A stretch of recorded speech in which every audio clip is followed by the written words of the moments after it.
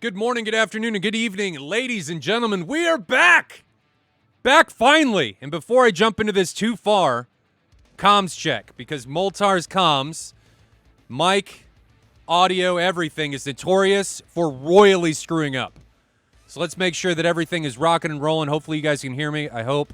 Chat's not responding. Okay, so everything's good there. How is everybody doing? We tried to run this earlier this month. It did not work.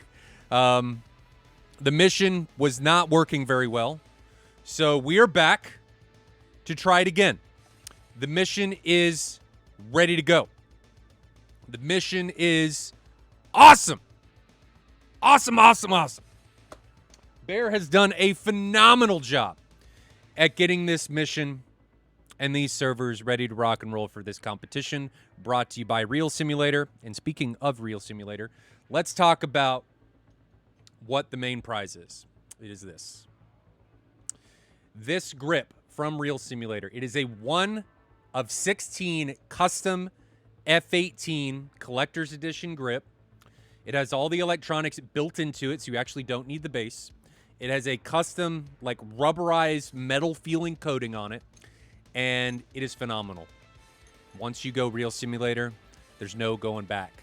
It is by far one of the best grips I've ever used. Every button on this, aside from the trigger, obviously, is a 5-way hat. And it is a phenomenal grip. So you actually don't need the base tip for this to work. You could mount it on a pole, and it would work because all of the electronics and stuff are built into the grip itself, and it communicates via Bluetooth. And it does a phenomenal job. Obviously, it needs power, but, you know, whatever. I would still buy the base because I think the base is awesome, and I like supporting Real Simulator. So I would encourage whoever wins this to buy the base. But this is first prize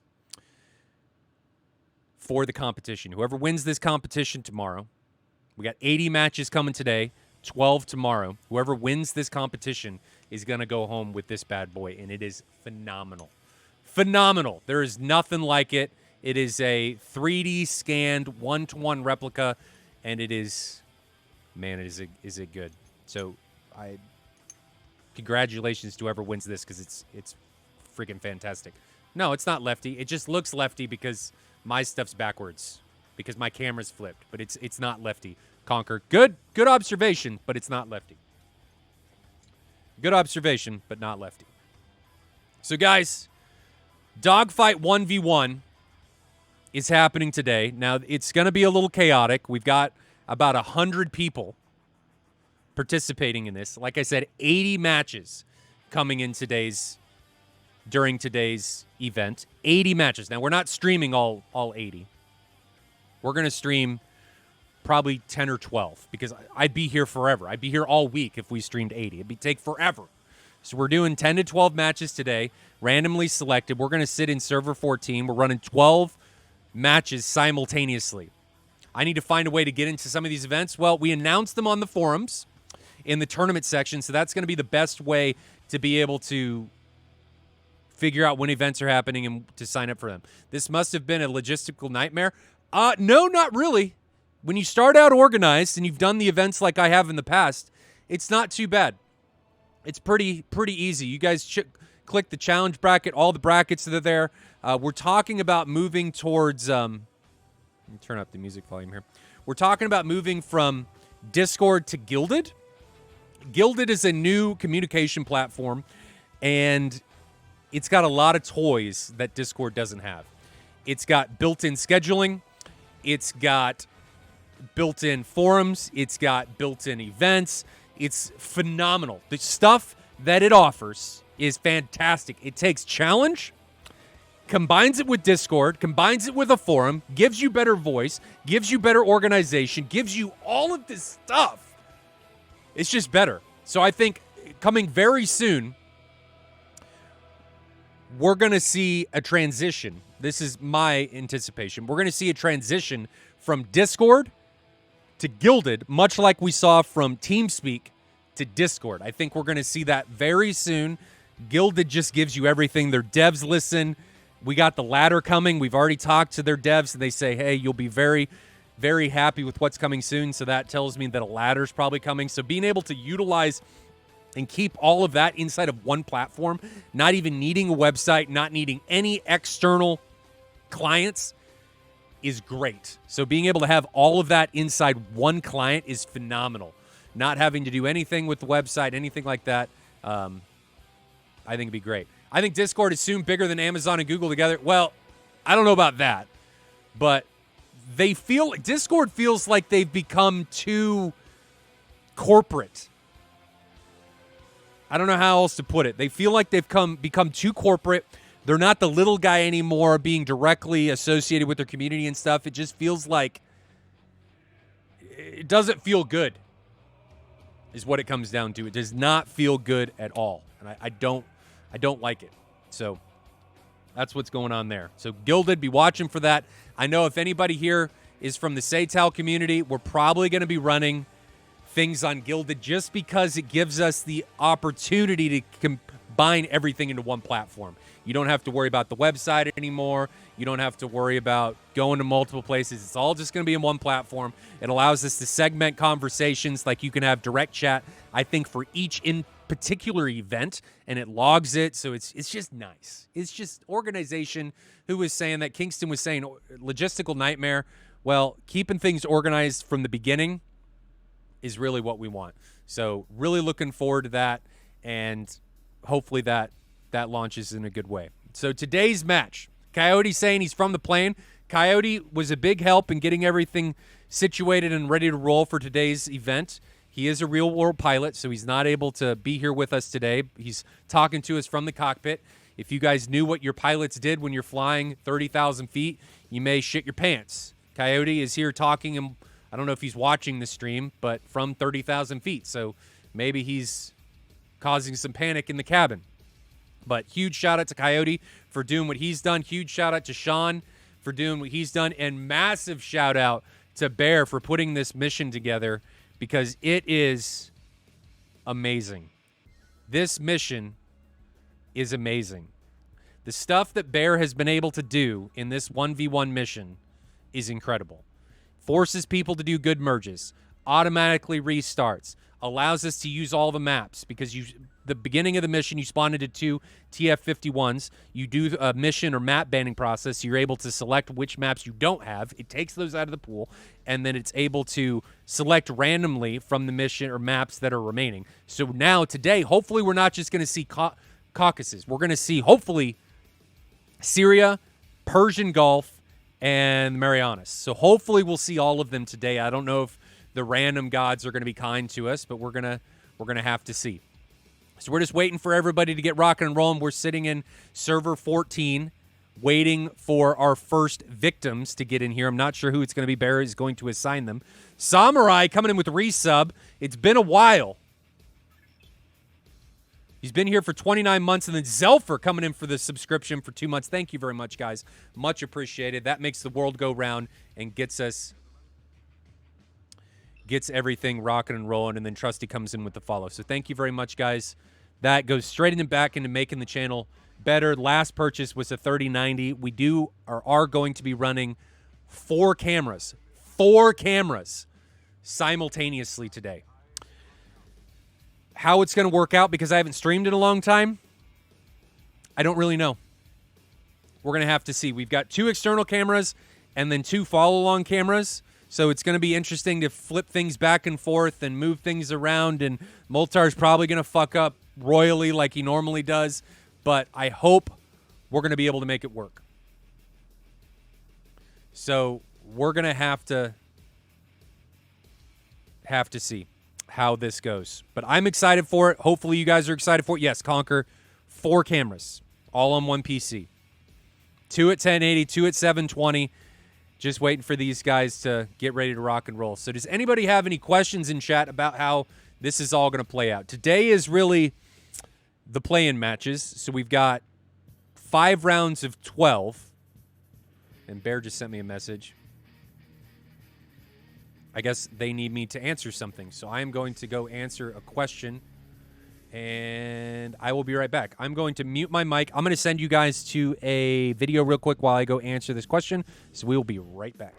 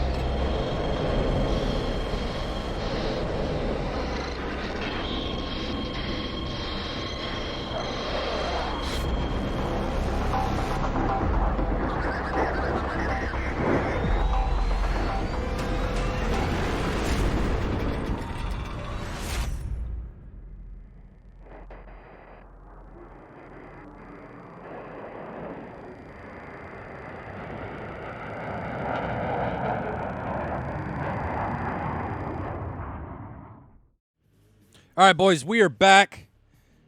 Just had to answer some questions about fuel games and stuff. These guys he's sending them to the servers, and we should be rocking and rolling here very soon. How are the cinematics so sexy? That is my man, Alpha Whiskey. The guy is a wizard, the god behind the DCS camera controls. He makes some of the best cinematics in the business, and he does them very, very quickly. Like for Satal, he was turning out 2 to 3 minute cinematics every week. It was incredible. So he's the man behind those. Huge shout outs to him. We got some great stuff coming for you today, and I just saw that these guys are getting ready to jump into the servers. Let me make sure that he knows.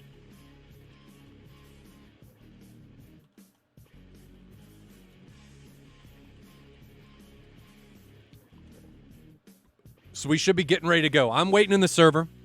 We're not going to see the TF-51s. We're just going to catch these guys when they get into the air. And I'm going to try and explain the missions when we actually get in the air. See if I can utilize the server itself to get everything going. But does anybody have any questions about anything? Alpha Whiskey working on the new SBQR server trailer. Nice. Nice. I'm sure it'll be awesome. I'm sure it'll be fantastic. Make sure the frame rate. Is the frame rate good? Hopefully the stream's good. I hope. Because I'm running this, the all good, can't even spell my name right. Well, I can't spell my name right half the time or the majority of the time, so don't worry about that. You guys say it looks good. Okay. Well, the camera should be at 60 FPS, so hopefully it looks like it's at 60 FPS.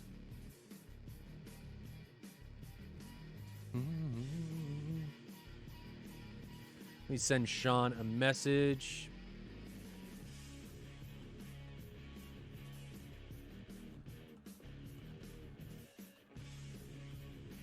Make sure we're going to... When is Satal starting?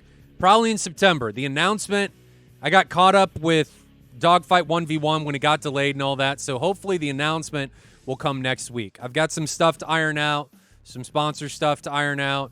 We may not have the pricing really initially. I'm still working on the pricing stuff from last year because that's been a huge blah with the pandemic and all of that stuff that's been going on. It's been a little bit of a mess, but the announcement should be coming next week. And these guys did not do what I asked them to do. Let's see. Let's grab a server.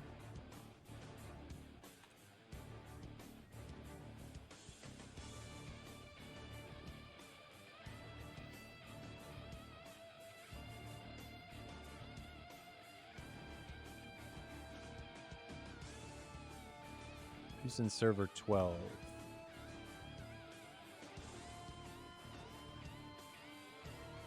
Is it possible to play this game with a gamepad? Yes. Suggested? Absolutely not.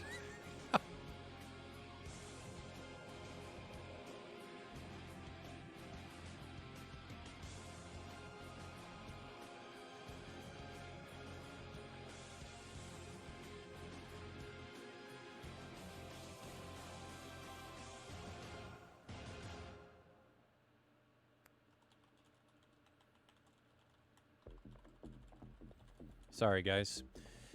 Getting things situated logistically and all that jazz to make it all work.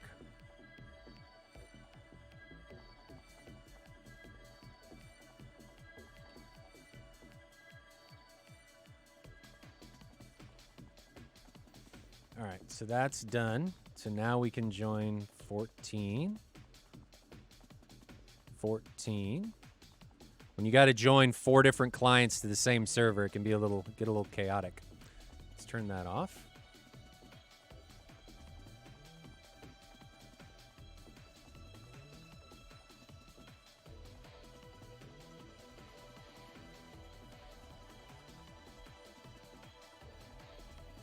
All right. So hopefully we are rolling soon.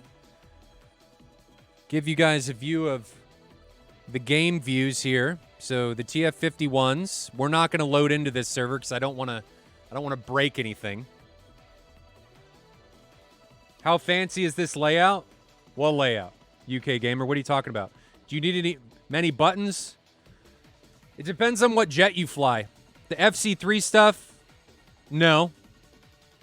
But full fly stuff, yes. Like if you saw some of the guys that have been doing this for a while, our cockpits, man, you don't have money for anything else.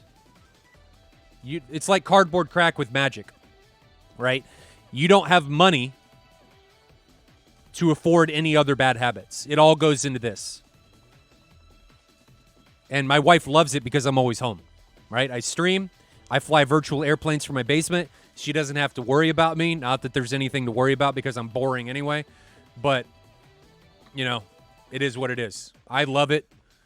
If you need to start with a gamepad, modifiers will be your friend. I knew a couple guys that were very good with gamepads. You'll just need some modifiers to give yourself some more buttons and probably a keyboard right in front of you. But you can definitely dogfight pretty effectively with an Xbox controller. Just maybe a pain in the ass to get everything set up. Logitech 3D Pro is relatively inexpensive. Skeletor says it right. Logitech 3D Pro is a great starting point. If you want to go bigger than that, the T-Flight from Thrustmaster Solid, and then bigger than that is going to be the T16000M. Now, saying bigger than that, the pandemic caused all kinds of crazy shenanigans to go down with the pricing. So be aware that things may be inflated. They may be more expensive than they should be. Just keep that in mind, that things are probably going to be more expensive than they have been in the past. I saw Warthogs going for like $700. $700. What? I mean, what? That's nuts. Breeze says you can find a good T16000 fairly easily. Okay. Well, that's good to know. That's good to know. And guys, these early matches, we're just going to be slow as we get things situated. Things will start rapidly picking up. It's just getting the pilots to understand what's going on, getting the pilots into the servers, and getting everybody situated and ready to rock and roll. So we're waiting on everybody, because explaining how the servers operate, explaining how everything should work, the rules, etc., can be a little overwhelming to some. So it's just making sure that everybody gets it.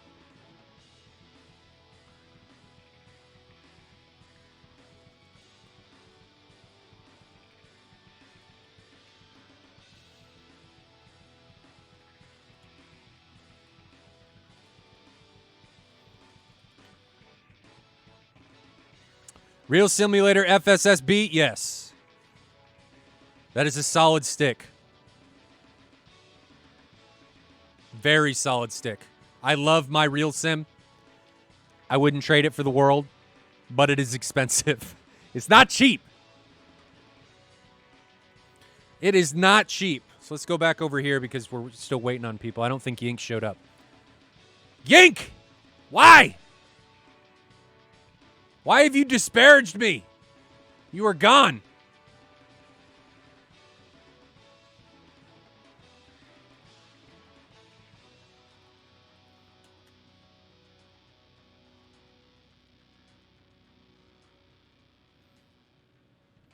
Well, let's go to server 1.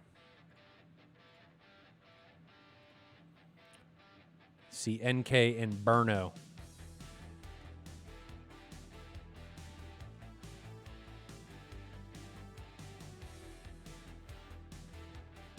All right.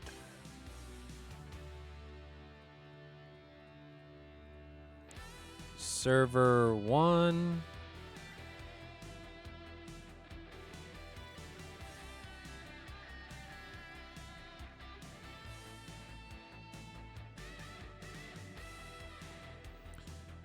Sorry, guys. We should have a match here very, very soon. Loading into the servers now.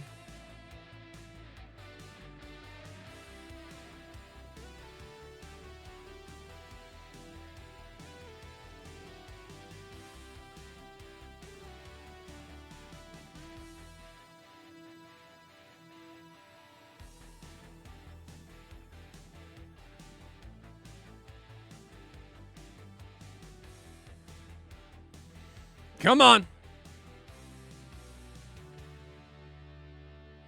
Computer has decided that it wants to take forever to load. Give me this.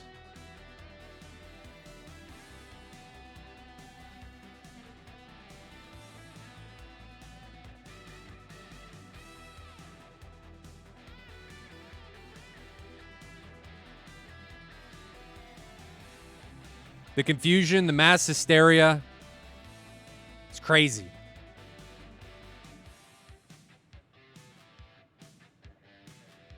Come on now. All right. So first round is going to be NK. I think it's NK versus Burno. Now, both of these guys are veterans to the BFM stage. We're waiting on them to load in. BFM action will be taking off here very, very soon, guys. I apologize for the delay. We've just been getting things explained to people. Next time, I think we need to have the... If we're learning anything from this, it's that we need to have the pilots meeting earlier. We waited too long, and it's caused us to run about 30 minutes late, which isn't bad. We'll probably catch up. We will probably catch up with this without too much of a hassle. It says they're loading into the game, so just waiting on them to get ready to go. What's the delay, Samurai? I've told you the delay. Why are you asking stupid questions, Samurai? Come on. Oh, Loblo's here. What's up? He says Tarkov mostly. I haven't... Tarkov is one of those things that I don't want to start because I'm going to bring up the magic thing again. My brother gave me 1 pack of magic cards. I remember I pulled a Sun Titan, which was pretty good. I got into it in 2012, I think. And by the end of like a year and a half later, I had like 20,000 cards. Yeah.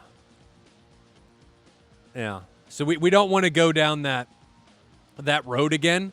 My one addiction right now is DCS. I don't need another one with Tarkov.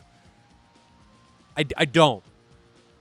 Because if I know it's different, but I played Arma, got into what are those, like Epoch and DayZ and stuff, and I put way too much time into that, and I don't want another time sink. One is more than enough for me. So I don't need it. I do not need it.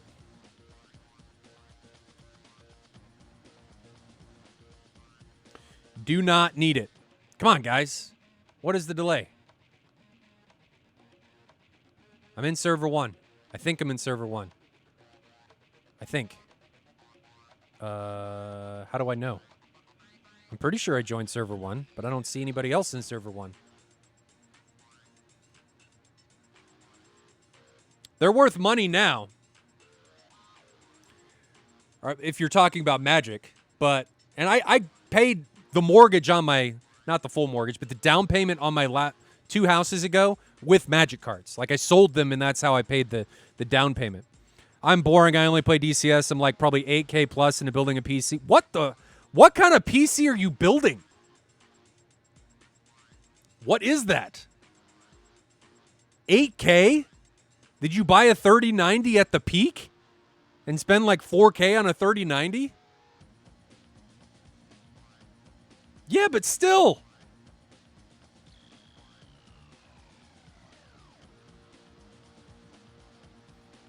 All right, there's NK. They're joining now. There's Burno. All right. So these guys are joining. These guys are veterans to the 1v1 stage. I am ready.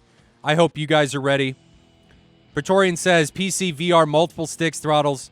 Are you buying it all at once, or is this stuff that you had before and you're just including that in the overall price?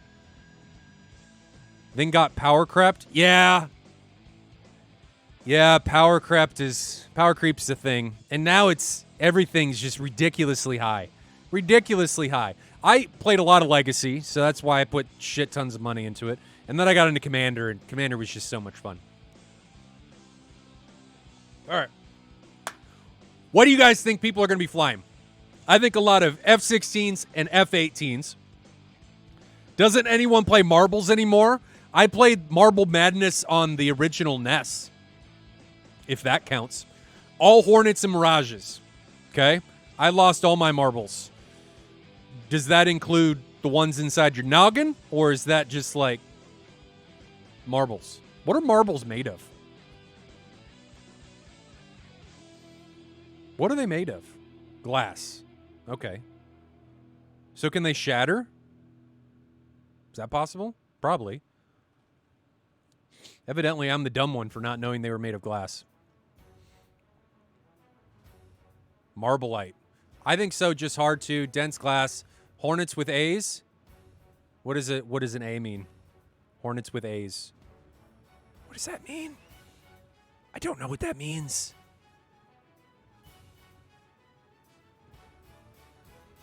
Christian Eagle is, yes. Tricky. See, Tricker's got it. Tricker knows the meta. Christian Eagles for the win. That's what's going to happen. Let's throw them at Bendy and ask. Oh, yeah. We could all throw them at Bendy. See what goes on. Reminder for anybody that's just joining us, this is first prize. This is what the winner of this tournament is going to get. It is a custom Real Simulator 1v1 stick, and we are getting ready to go. These guys just went through the selection. What mission are we on? I don't know. I think this is Caucasus. So let's join. Join. Oh, dear. Let's see. Star.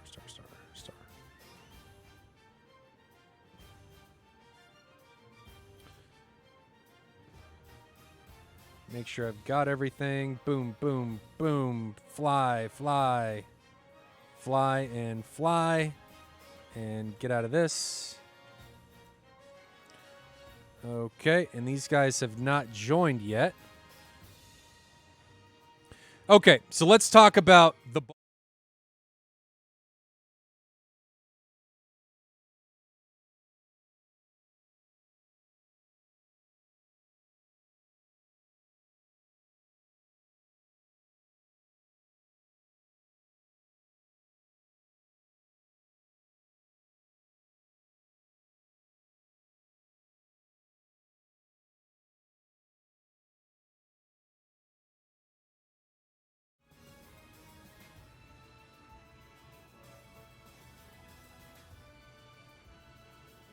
Check my volume. Lost audio. Shouldn't have lost audio. Can you guys hear me now? Okay. Anyway, here's the bubble. One guy will spawn here. One guy will spawn here. And they have to stay in this lane. If you leave the lane, you DQ. Okay? You can leave and then come back in, but you have to stay in here to get a good merge. You have to enter the merge with your wings level in both the horizontal and the vertical within 500 feet of 15,000 feet. The reason we're doing this is to try and promote as neutral a merge as possible. All right, so that's very, very important. Neutral merge, very important. All right, very, very important. I guess we're waiting.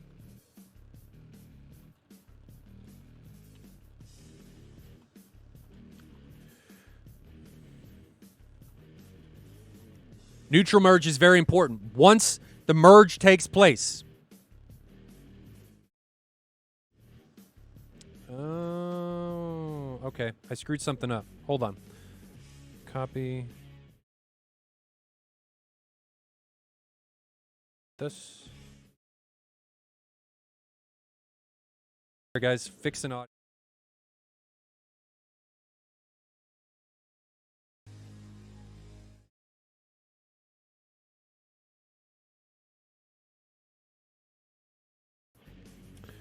Just evidently I pasted the wrong things in here. So just I'm fixing.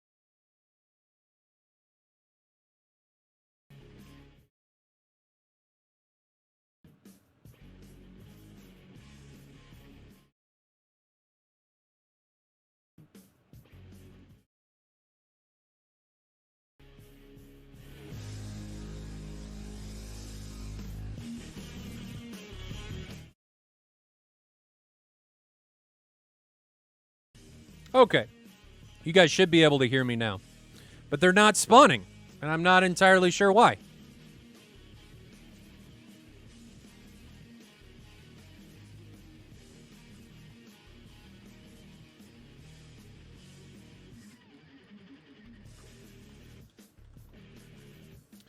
Okay, they're spawning in. Sweet!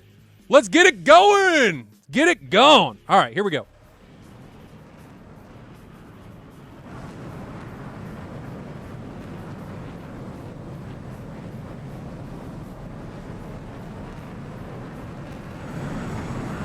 So 2 aircraft entering, 2 Hornets. We've got NK on the right, Burno on the left. It's going to be a little bit difficult to tell who's who as this continues to unfold. But I am going to try and give you guys what I can.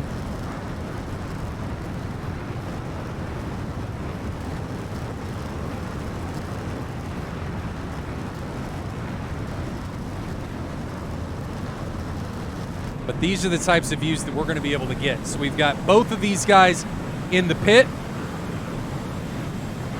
Burno on the left with his cockpit down below. NK on the right with his cockpit down below.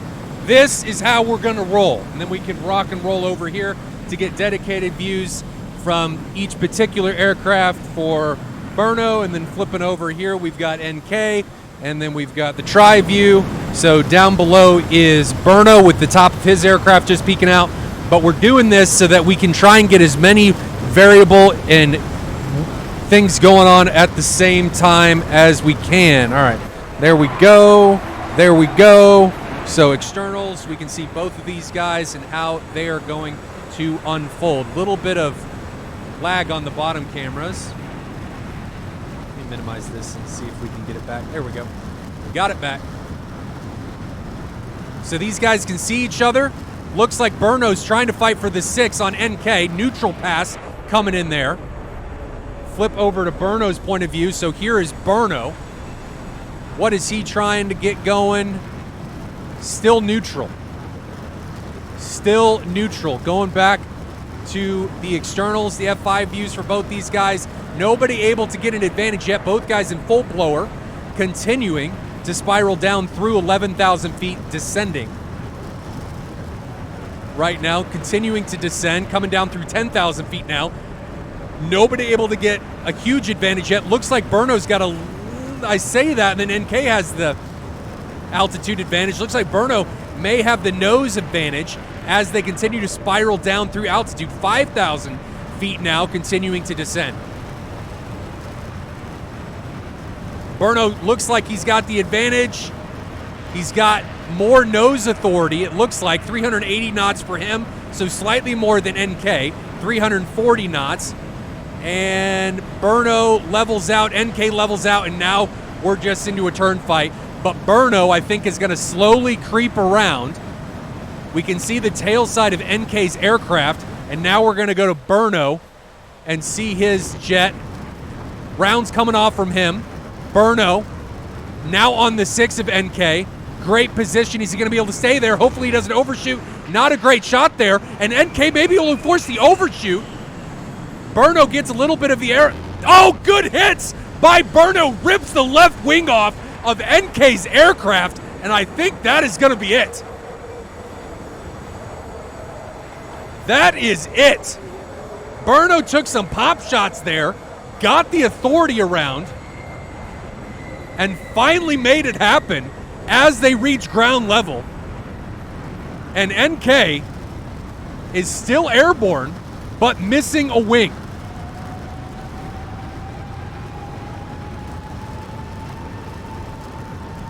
And this is what it looks like from NK's point of view. All over the place. All over the place. Building! Boom! And that solidifies it for Burno. Burno takes it. Pretty neutral there at the beginning, but that ended up being heavily in Burno's favor as they reached the ground. Burno had a 40-knot speed advantage. I don't know what the corner speed is on the Hornet. I want to assume it's probably around 400 knots. Maybe. I don't know what it does with the paddle switch. I am not a BFM expert. Maybe some of you guys in chat can answer me that. But Burno seemed to have the nose authority advantage going into that one. Made it work, made him pay, and able to take round one as long as he's able to put it down on the deck.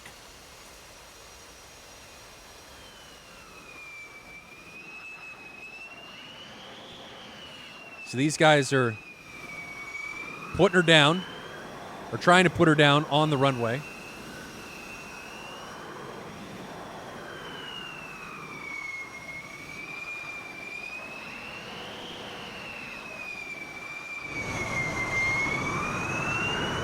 I think I need to...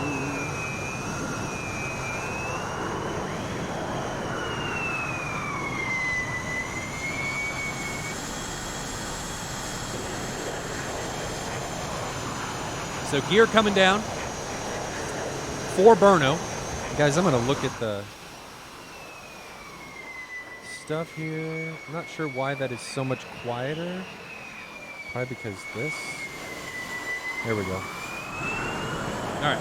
So these guys are putting it down. Tail view from Burno and front view from Burno as he comes in. This should be at Krimsk. What a so the Hornet shouldn't actually be sounding like this, but it's a sound mod, so we're hearing the power fluctuations. Would it sound like this on finals? I don't think so. But it is what it is. Sound mods make the world go round, in my opinion. So not much more we can do there. But these guys are finally putting it down, or Burno's finally putting it down at Krimsk to solidify himself in round one. Now he does need to come to a complete stop. If he does not come to a complete stop, he does not solidify the round in his favor. So he must come to a complete stop.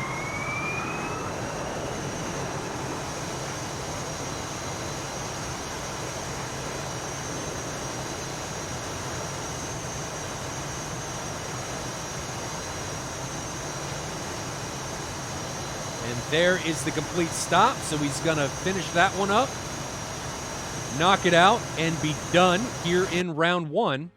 And we are going to move on to round two. All right. So these guys are getting ready to go in round two.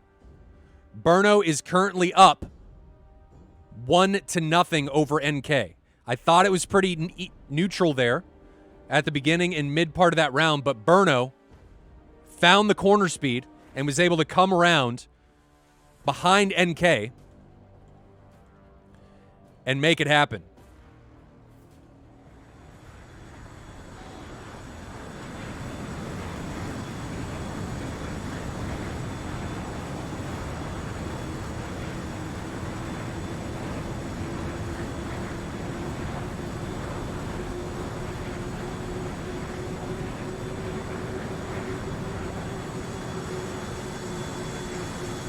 Trying some different views here, quad views. We can get everybody. We got NK on the left now, Burno on the right. Skeletor, it is best 2 out of 3. Now, they can draw. So if both people crash, if one person isn't able to land, if they run out of fuel, whatever, you can draw, right? And that does count as one of the rounds. They can also merge badly. A bad merge allows the non-offending person to warn the other player. If they warn, then the round restarts. If you get 2 warnings in a row, you automatically lose the round. So that can happen. Just be aware of that. We may see that coming in here later. So F5 views coming in here from the top. Here's the merge, NK and Burno, and we are on. Get the merge fights on in the upper right corner. So that was a good merge, and here we go. These guys are starting to come around. NK at 300, 400 knots, and Burno is at 415 knots, and it looks like I've got the wrong camera. There we go. There we go. So now we got Burno on one of these and NK on one of these. So NK is extending away from the fight. He may have lost visual on Burno. They lose where each other is. I think they lost where each other is, and they're extending, trying to regain visual on where each other is.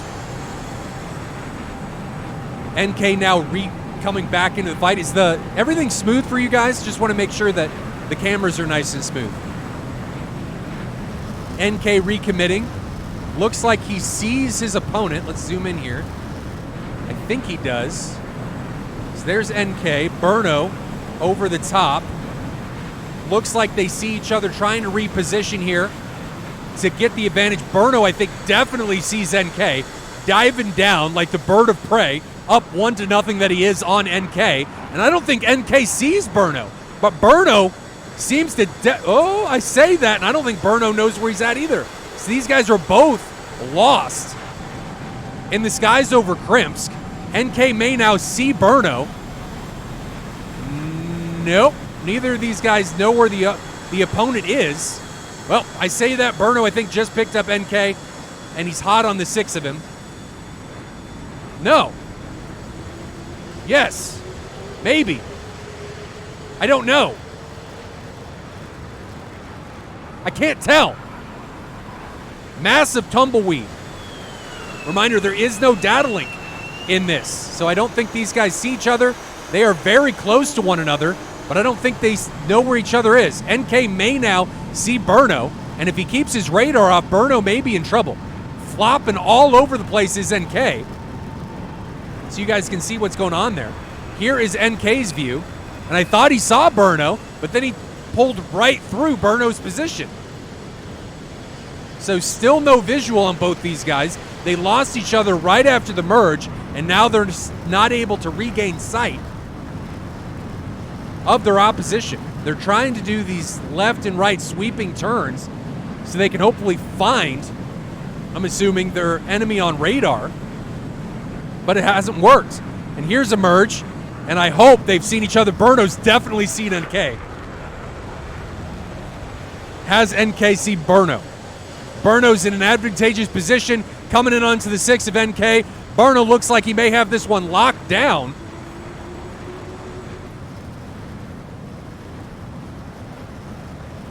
Burno now running down NK. NK is at 600 knots. Burno's at 550, so NK has the airspeed advantage. Burno drops the air brake, not wanting to overshoot. Don't know if that was a good idea or not, but not overshooting is better than overshooting, so as long as you stay behind him. Burno closing the distance, 350 knots for him. NK at 360. Paddle switch, guns, and rips the wing off in one shot of NK's aircraft, and that is it, as long as Burno is able to put it down.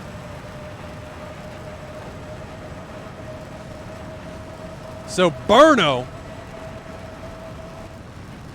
finally able to find his opposition.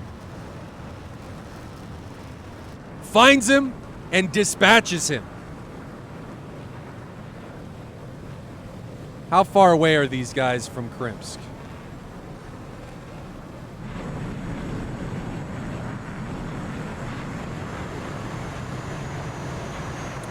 Let's see where Krimsk is. F10 map. There it is. Burno is probably going to be turning on to finals here soon. So Krimsk should be right there.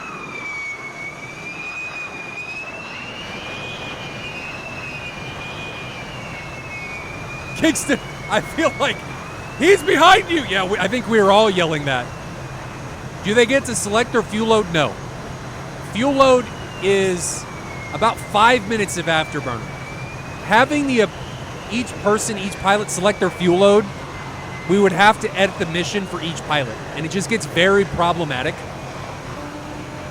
and can become a big problem because we would have to edit the mission each time, multiple missions each time, and LK. All right, Vancraft says LK. Well, I'm just a moron, so I'm just your local moron commentator. Just ignore me. I don't know any better. Just laugh at me, okay? Just laugh at me. But Burno looks like he's going to be able to put this down. No problem. From the rear, Burno puts it down center line, breakout. Some of you guys don't like that, but breaks out. He's going to stop and clinch this one in 2. Did they change the Hornets exterior sounds? No, these are sound mods. If you guys want the sound mods, I think they're linked down below. Multi sound mod, sound pack, something. You can find it on the website, on the Eagle Dynamics website, under the DCS mod section. It should be there. But Burno clinches this one in 2 rounds. gets the match, and that last round was chaotic, but chaotic not in a good way. It was a mess. It was a big mess. So jumping back to the cameras so you guys can see my lovely face. We're waiting on our next round.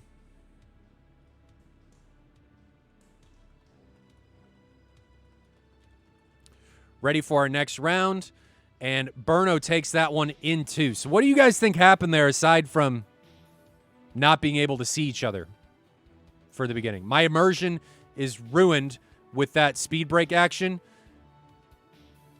Maybe that was their whole goal, Tricker. I land with speed breaks in the F-16 because I'm Chad, just asserting my dominance over you because I am better than you because of my speed breaks. ACM mode's not used properly. It's kind of what it seemed like. It's kind of what it seemed. But with their serpentining like that, they could have been trying to use them. Maybe they just didn't see him. Conquer, falling asleep on the F-18 BFM. What do you mean? It's exciting stuff. That was just kind of sleepy because of not seeing each other.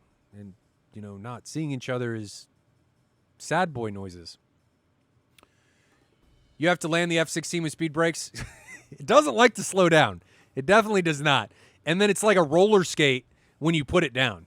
I want to go left. I want to go right. I want to go this way. I want to go that way. I want to slide. I want to do this. It's narrow landing gear. I guess it's its thing. A10 BFM. The A10 is a pretty good BFMer if it's light. And it only takes, and I think you can fly it in here. I think it's got like 1,100 pounds of fuel or something because it can stay with fuel forever. Maybe even less than that. It's really, really light. And if one of its GAU 8 rounds connects, you in big trouble. You in big trouble. Your wing or your whole aircraft may be gone if one of those GAU 8 rounds hits you. The tactic was like the Drunken Master. I am unfamiliar with the Drunken Master. What does that mean? What does that mean? What does that mean?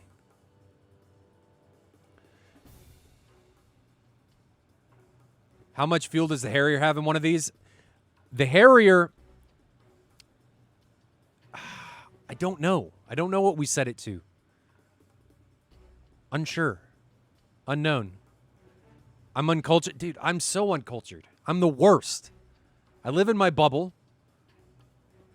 I love Godzilla, if that tells you anything about my culture. And I'm just uncultured swine. Don't know any better.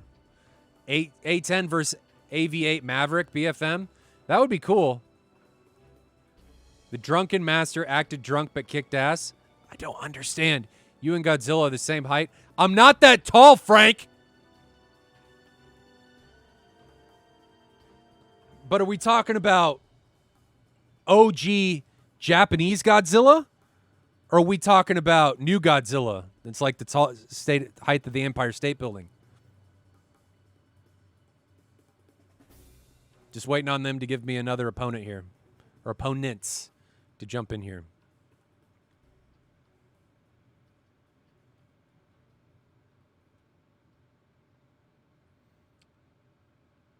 Chat, what'd you think about that last round? What could they have done better aside from not lose where their opposition was?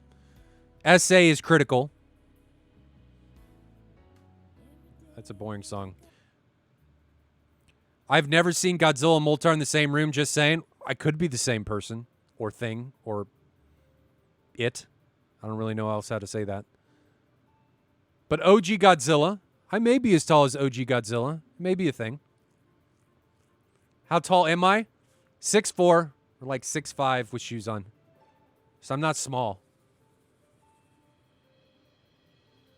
Clothes can be kind of difficult to find.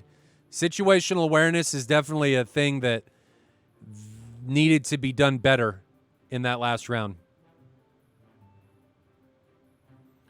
Definitely could have been done better. That was rough. I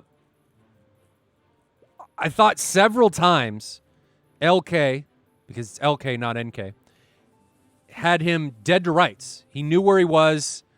It didn't seem like Burno knew where LK was. But LK just kept doing the serpentine and then would break through where Burno was. Didn't see him. So it was interesting. Are neutral dots on? No. No flight aids are on.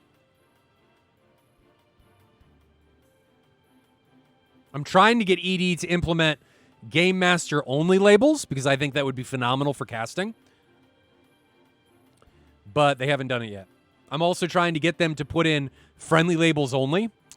They haven't done that either. Because I think given, if you look at any other first-person shooter or anything like that, look at your friendlies have labels on, right? You can see who your friendlies are, but the enemies don't.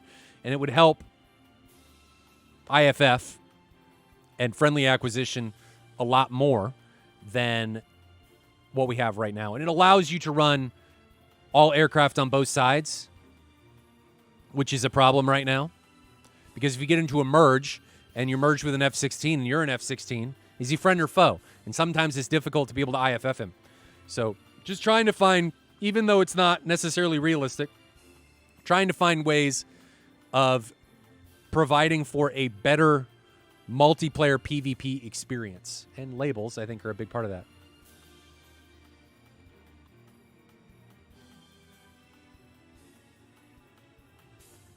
So just waiting for these guys to get going. I'm going to send you guys back to the advertising supercut because this is a real sim event. Reminder, this bad boy goes to the winner.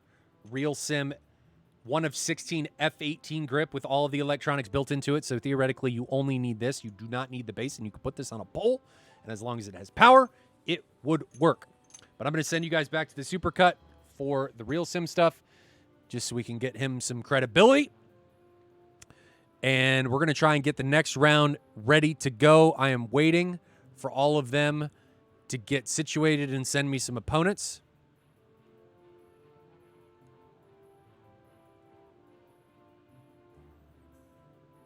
So enjoy the supercut. You guys will see this like 5 million times during today's broadcast, but we got to make do with what we got. So enjoy. Hopefully when you get back, we'll be ready to go, but don't hold your breath.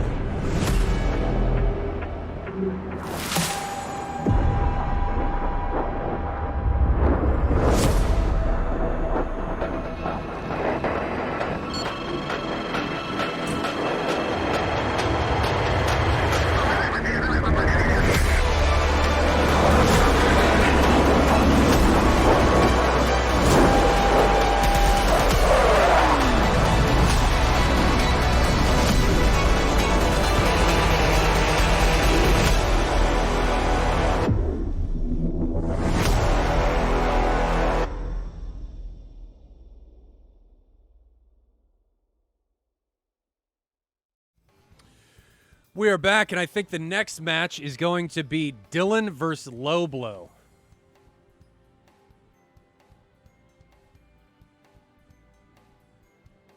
Just waiting on these guys to get going. Don't see them in the server yet, so just awaiting. BFM while watching BFM isn't a bad thing to do. Is not a bad thing to do at all. I'm going to check to see if I'm missing something. Make sure I'm not missing one of these servers, waiting for them to populate. If only Viper can BFM like that in the sim. Dude, the Viper needs some love. Viper, she doesn't turn like she... Well, I think a big part of it is the paddle switch on the F-18, right? The paddle switch on the F-18 makes for a bad time. And it just doesn't allow anything else to compete on the same level. Now, it is what it is in the game. Not much you can do. The F-18, though, when she's clean, she's got some power. I mean, do not underestimate the F-18. She got some power when she's light. So, you know, people say, oh, F-16 has got... I don't know. I don't know. Just waiting for these guys to join. Next match should be Dylan versus Low Blow. No, Conquer, the Viper does not have a paddle switch. I don't even know what the paddle switch is for. Like, why is it there?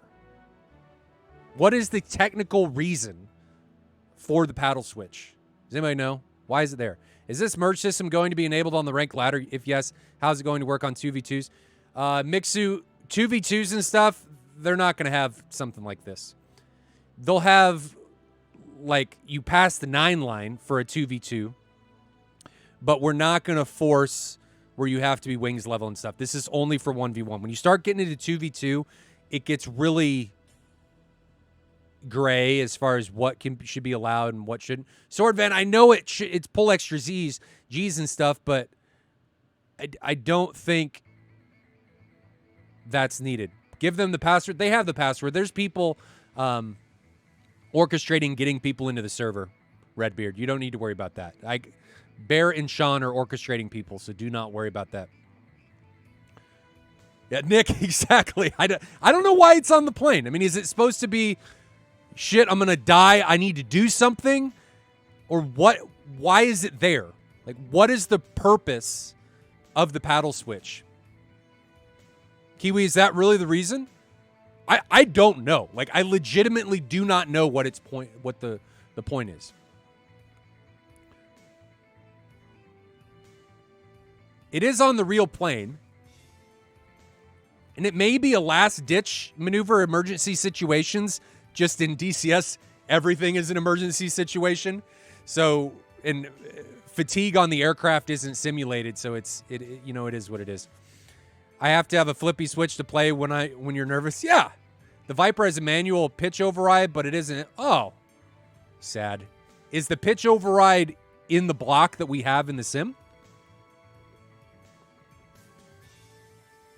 To keep crew chiefs happy? Well, I think it could actually rip off your wings in real life. And unlike DCS, these planes have to fly again. You don't just get a new jet each time. But these guys are jumping in, so I'm going to resituate my bum in this chair. Ugh. All right. I heard it puts 69 Gs on the aircraft. 69 Gs only if you've got 420 going on. If you're token up and it's smoked up in the cockpit. That's the only way it happens.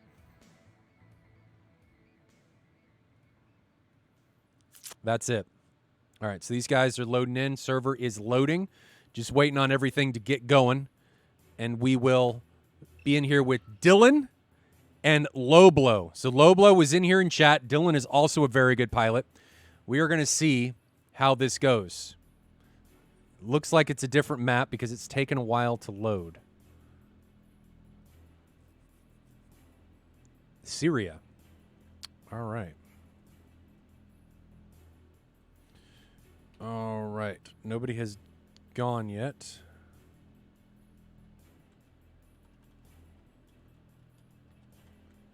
So here is the Syria map right here, gentlemen. Ladies and gentlemen, I should say.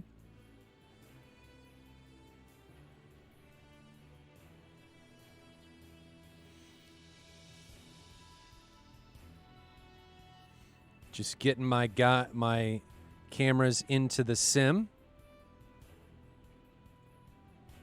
And we are ready.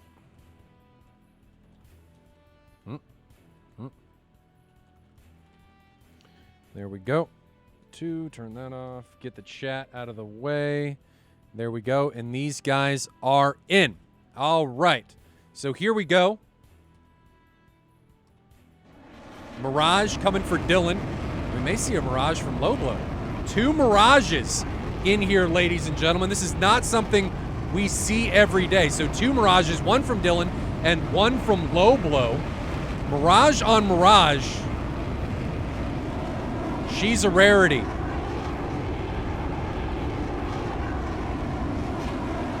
That does not usually happen. Try and get these cameras rocking. So here's camera 3. This is Dylan's point of view as he ingresses. Get Low Blow set up here.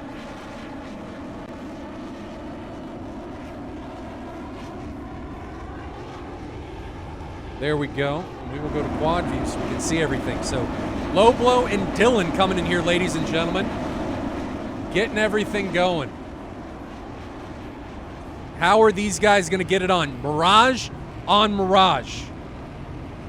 Here comes the merge.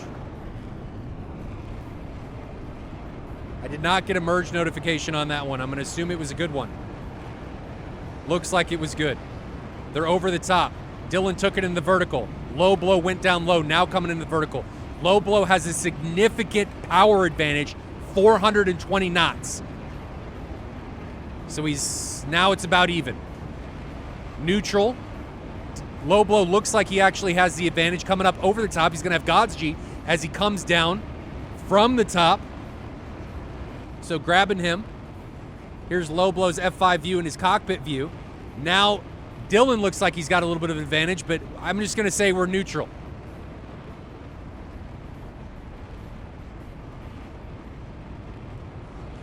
So both these aircraft are going to be able to fly very, very well at low speed. Low Blow is down to under 100 knots, but it looks like he may have a gunshot here as Dylan comes up through. Where's the guns? And there they are. Good hits on target, and Dylan is gone. Dylan, I believe, is dead. All it took was one shot, and these guys got really, really slow. Low Blow made the shot count when he needed it, came through at just about 100 knots, put it right through the canopy of Dylan's aircraft, and Low Blow comes out with the W here. Man. That one was done quick. We got really, really slow. Really, really slow in this one. But it didn't matter. Low Blow still had control of his aircraft.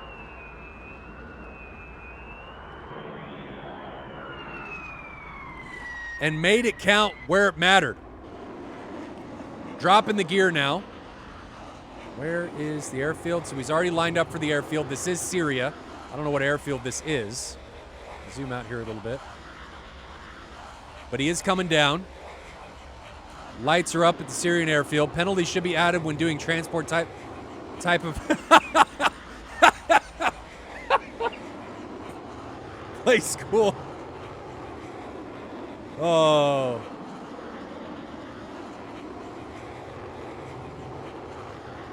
$196 knots. Looks like he's going to be able to touch down with no problem. Over the nose of the runway, puts it wheels down. He just needs to come down to a full stop here on the Syrian airfield. That was a quick round. Quick match. A quick round. Match isn't over. And dispatchment by Low Blow over Dylan. Just a better low-speed handling done by Low Blow. They both got down to about 100 knots. And Low Blow was able to put the rounds where they were needed. Taking Dylan out of his aircraft and clinching round one. Server's now restarting.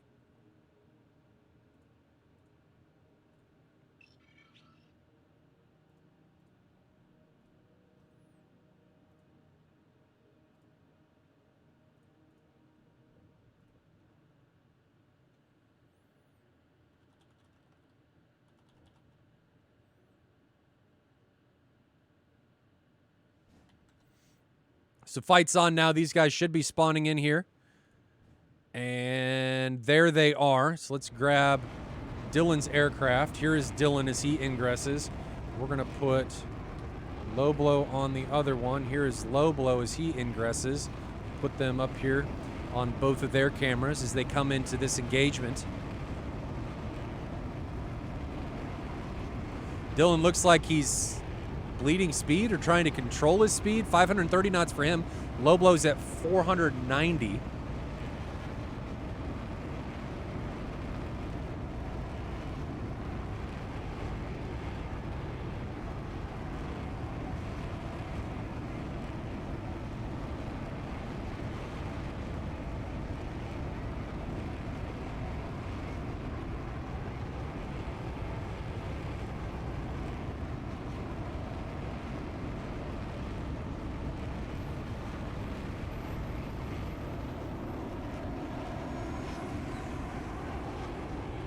These guys are continuing to ingress, just trying to get some cameras set up on the ingress. There is the pass, and that was a bad merge by both opponents. So we are restarting. Mission's going to restart. These guys need to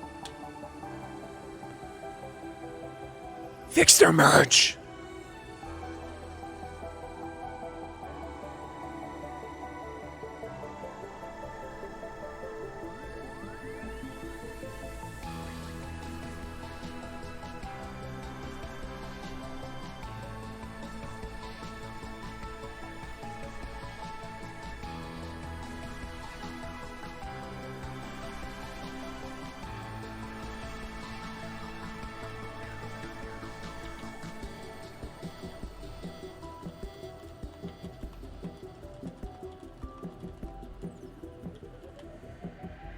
Just explaining some stuff to these guys.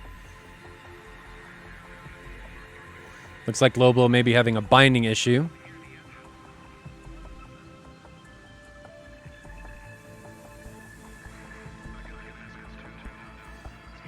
So to explain what just happened, guys, you have to come into the merge neutral. Wings level within 500 feet of the 15,000 foot starting position. No discrepancy in the vertical, no discrepancy within 1 or 2 degrees in the horizontal, and it forces you to maintain as close to a neutral merge as possible. We did that because we want to try a neutral merge, right? We don't want people doing some crazy stuff, dive into the deck like we see people do all the time. We want people to ingress and compete and start at the equal playing field or footing, and that's why we're trying this. In this particular case, they both had a failed merge, so the mission automatically restarts. If one of them has a failed merge, the non-offending party then gets the opportunity to warn their opponent and restart the mission if they eject or go to the F10 menu, or they can continue on. They have 12 seconds to make that decision. Pactel says, according to Google, the F-18 paddle switch disengages nose wheel steering on the ground and disengages the G limiter in the air. Results. Yeah, Pactel, I get that, but what's the point? Like, why do you need that? Is it just that, oh shit moment, I'm going to hit the ground, or I've got a guy behind me, I need to do something? What's the point? Like, why does the paddle switch exist?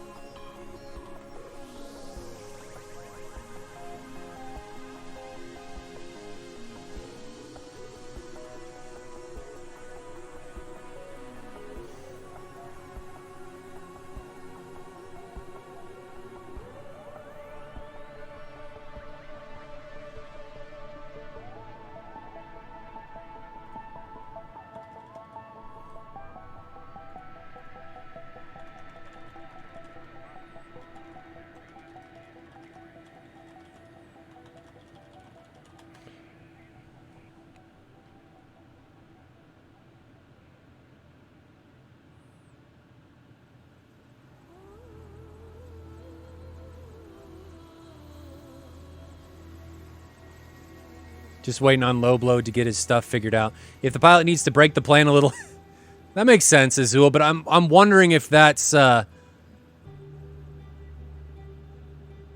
exactly what happens or what is needed to happen.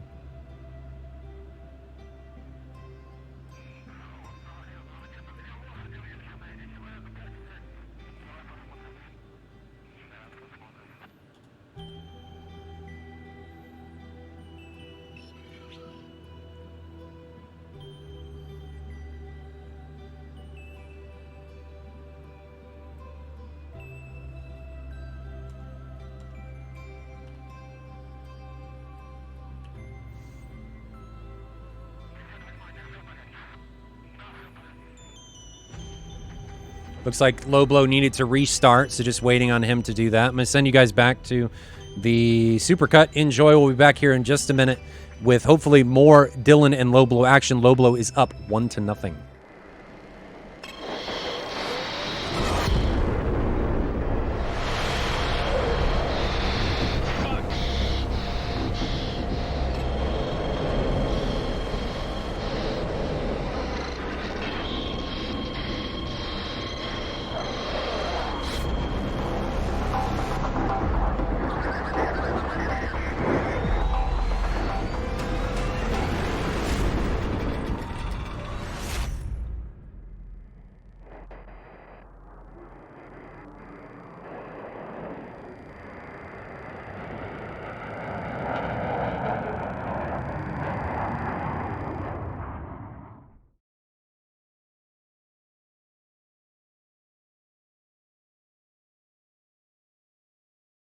All right, let's do this.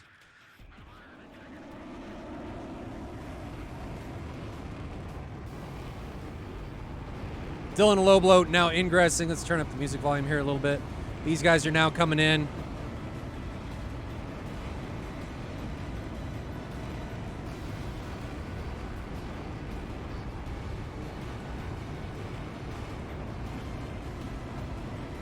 Get rid of chat. Really need to come up with a macro to get rid of that.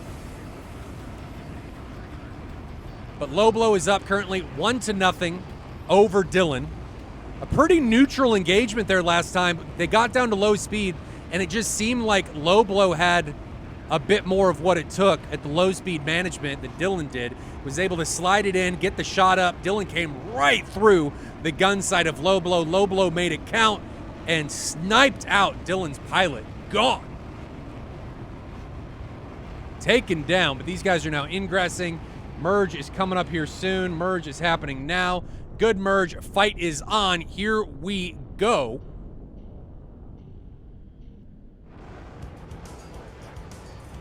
Dylan again taking it into the vertical. It looks like I've got both these guys on the same camera. There we go. Okay. So going to quad so we can see everything. Low Blow is on the left. Dylan is on the right. And it looks like they're extending.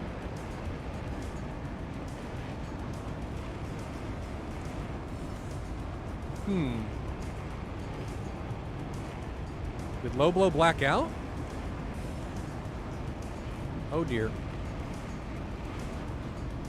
Oh dear.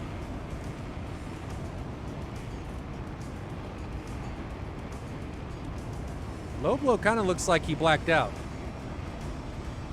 Because he's upside. Oh, there it goes.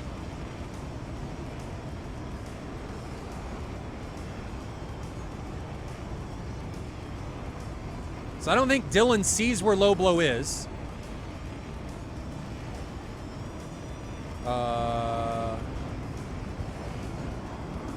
Okay.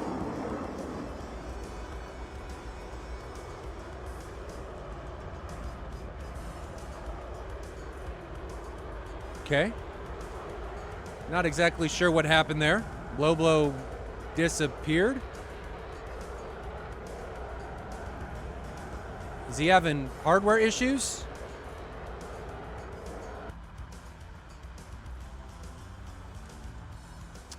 Oh, 2 of my DCS clients just crashed. That's fun.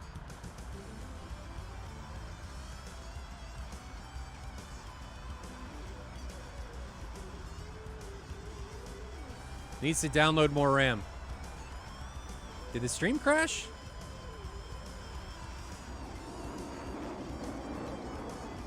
No?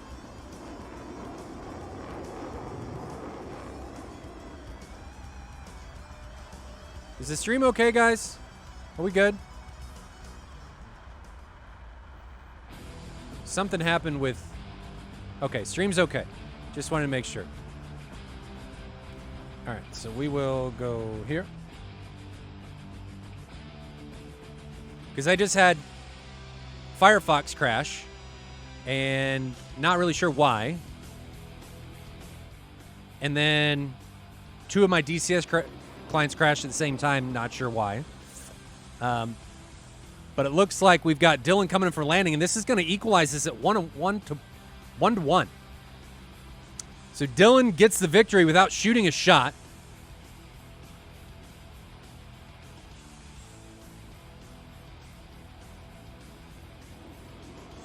As long as he's able to put it down and land.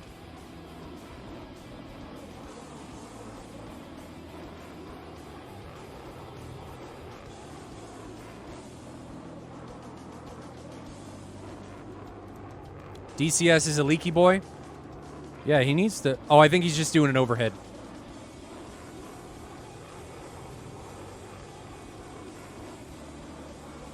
I think.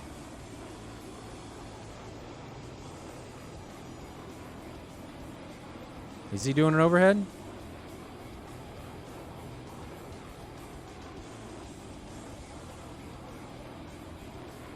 Yeah. Be my guess. Okay, let's start these clients back up.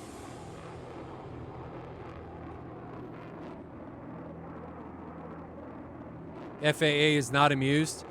I don't know what they'd be amused about or not amused about or any of that stuff. I have no idea.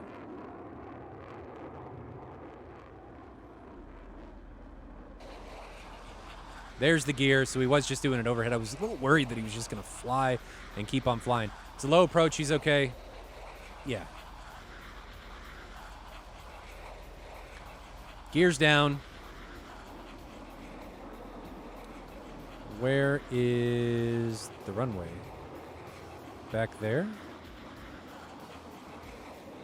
All right. I don't know where the runway went. Where is runway?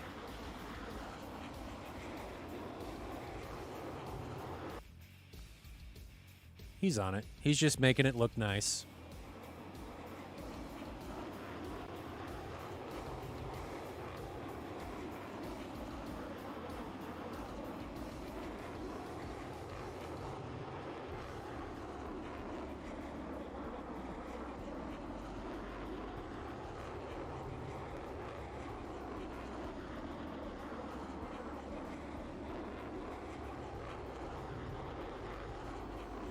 All right. Let's fix these cameras.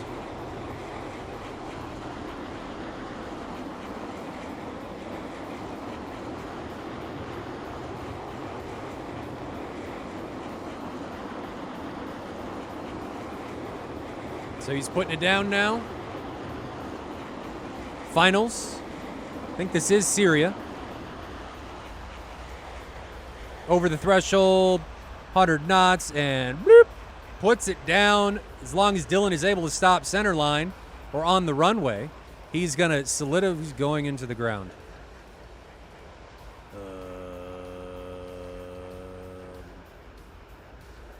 DCS, stop doing DCS things.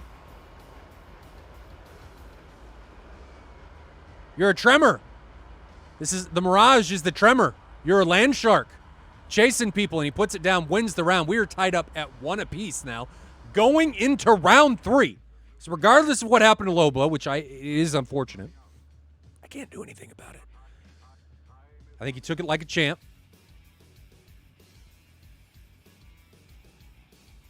Was it stick problems?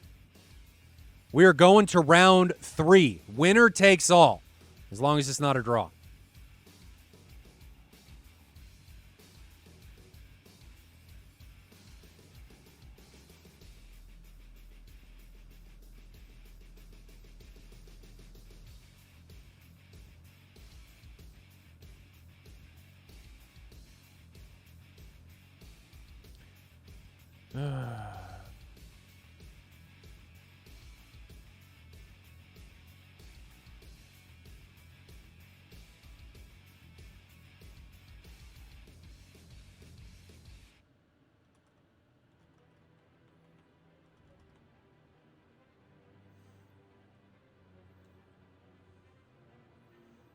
trigger.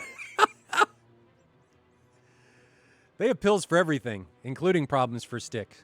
If you have stick dysfunction, there's a pill for that.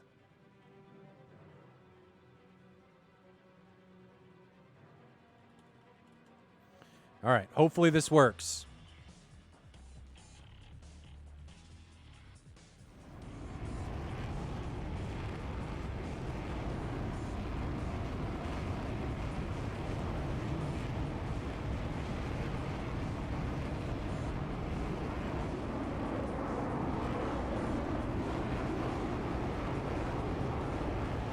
So here we go. Dylan is on the left. Low Blow is on the right this time around.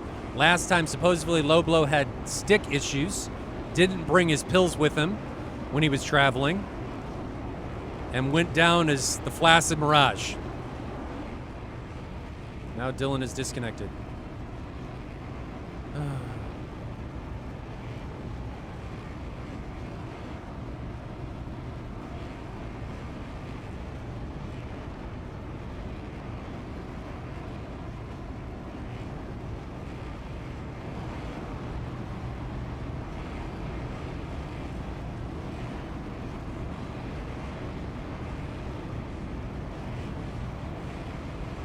The joys of competitive DCS.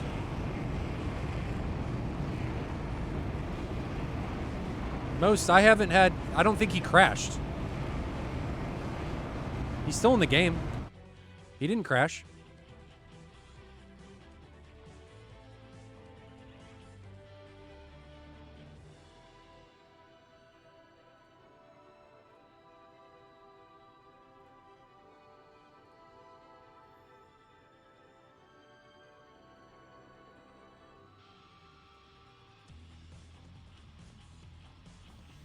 I don't think Mirage bindings changed after the patch because he was able to fly in round 1 just fine.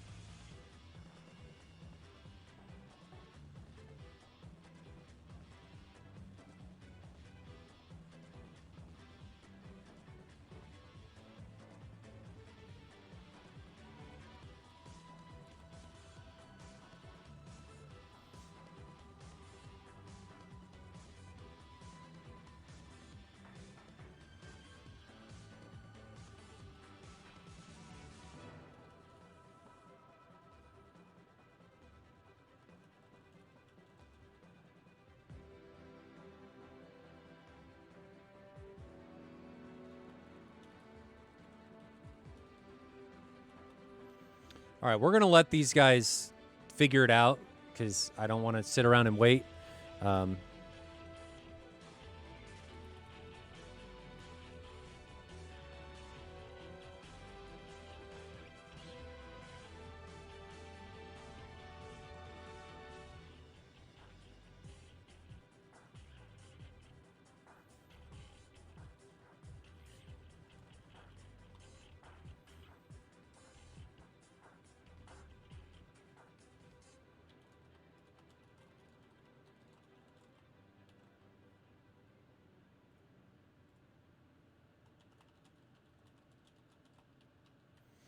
All right, we're going back to the supercut. I don't know what's going on with the hardware problems, but we got to get some matches in. So enjoy the supercuts. We're going to get Sun God and Tab going next and see if we can get this stuff back on track.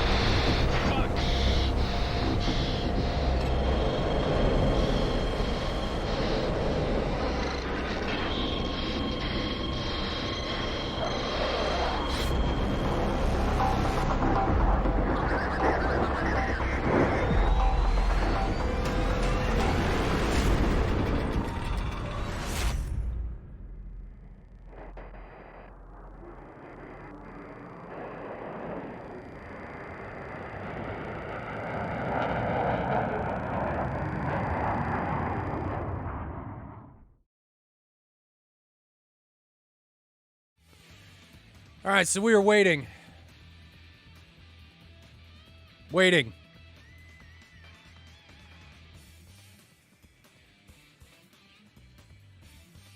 And waiting.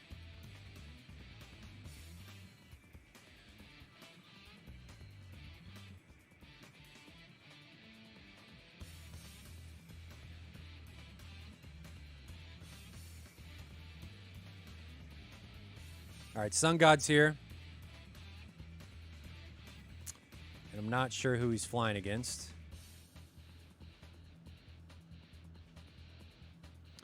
Yeah, Archer, it happens. That's part of DCS and part of free tournaments is people don't show up. It's historically, it's why I haven't streamed the opening rounds. You know, maybe next time I won't stream them again. Because it just creates this issue. What were the previous fights like? The first, we've streamed 1.5 rounds because we're going very slow. For what reason, I'm not entirely sure. I think a big part of it is people aren't showing up. So that's just part of the nature of the beast with free tournaments and people not being held accountable when you're by yourself. When you're by yourself, you only hold yourself accountable. And it's very easy to just say, F it, I'm not going to show up. And that seems to be what's going on.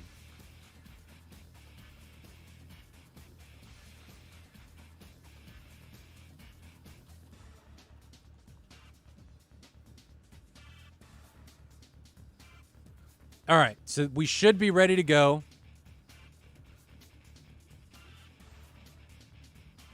Sun God and Hogan are loading into the server. They're going to be picking their slots. Now, most wanted, we're going. They're in the T-51s now, vetoing the mission, so we're going. It's just the nature of the beast. People don't show up. There's nobody holding them accountable. That's why the ladder is going to be so important. The ladder is just, if you're going to fly, you're going to fly. And we can get the tracks and stuff from those and stream those. We don't have to do these live competitions. Maybe if you do 1v1s in the future, we'll have a pay to enter so we don't have this problem. But it is what it is. Archer, any issues with Saytel 2021 news? I should be announcing next week. I didn't because I was trying to get this all set up. So I've just been holding off.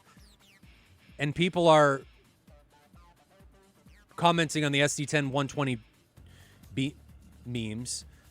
We'll just have to see what ends up happening. Tab, they're good to go. I just moved to Sun God and Hogan. They're good to stream. I just couldn't wait. So we're gonna roll with Sun God and Hogan, but they're good to rock and roll. They don't have to wait for me. They can continue. Nothing against them. I just had to find a match.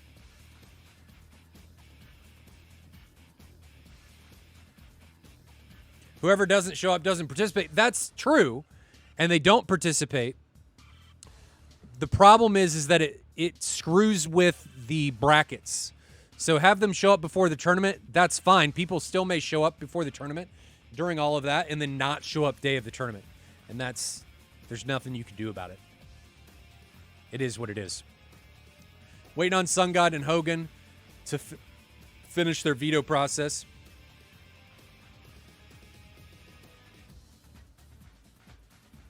It's trusty. Exactly.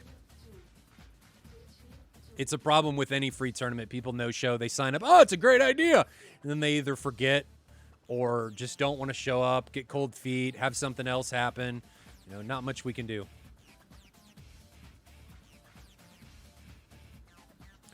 Most wanted, having them show up an hour before the match doesn't do me anything because the brackets are already set up.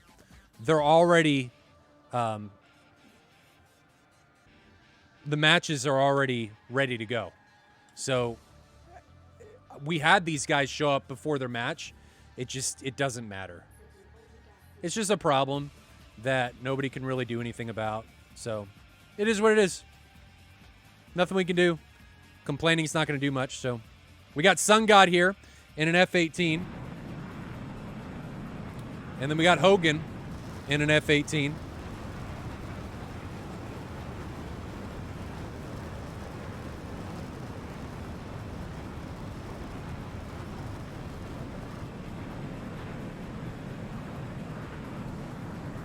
But here we go. Hopefully we can finally get a merge going here. Sun God and Hogan coming into this one. Sitting at just about 15,000 feet. Hogan is much slower, 400 knots. Sun God sitting at 513. He was in blower for a minute. So we can see engine and throttle manipulation coming from Sun God's aircraft.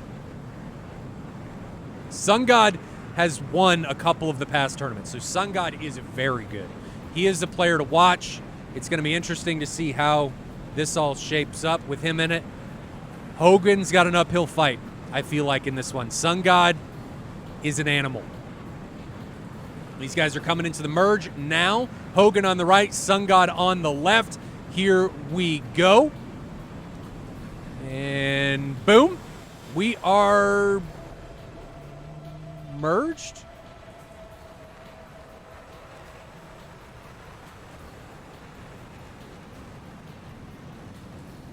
So there's the merge. Yep, merge continued, so they didn't warn each other. No ejections, so it was a bad merge, but nobody took action, so the merge is continuing. Sun God over the top. Hogan trying to fight for the rear end of Sun God's aircraft into a neutral. Sun God at 450 knots. Hogan at 450 knots. Pretty equal on the airspeed. Sun God, though, coming over the top is going to have God's G coming down through the vertical, and I think he's going to have the turn advantage. He's got the altitude advantage as he comes around on Hogan's aircraft.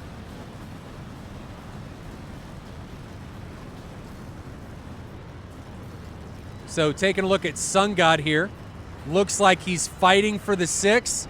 I can see the rear end of Hogan's aircraft. Sun God looks like he's pushing himself further and further into an advantageous position. He's now found the 6 of Hogan. Can he make it work?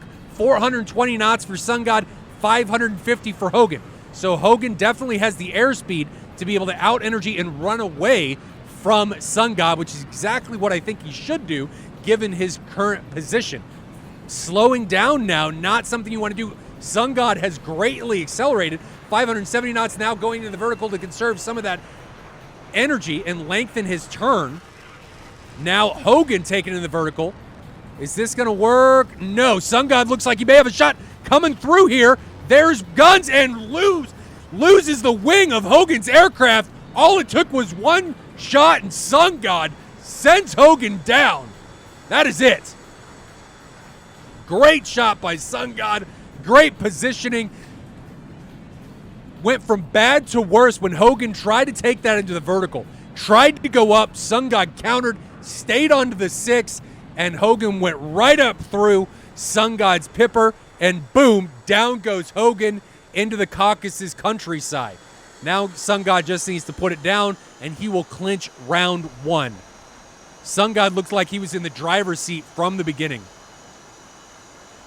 Will this be a ditto 1v1 for Sun God? I don't know.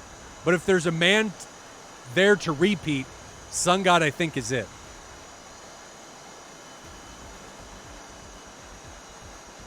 So Sun God dispatching Hogan. There's the runway. Should make this pretty easy, putting it down. Looked like he had his lights on the whole time. He's like, hey, you don't see me, look at me now. I'm easy to see. Find me. Find me.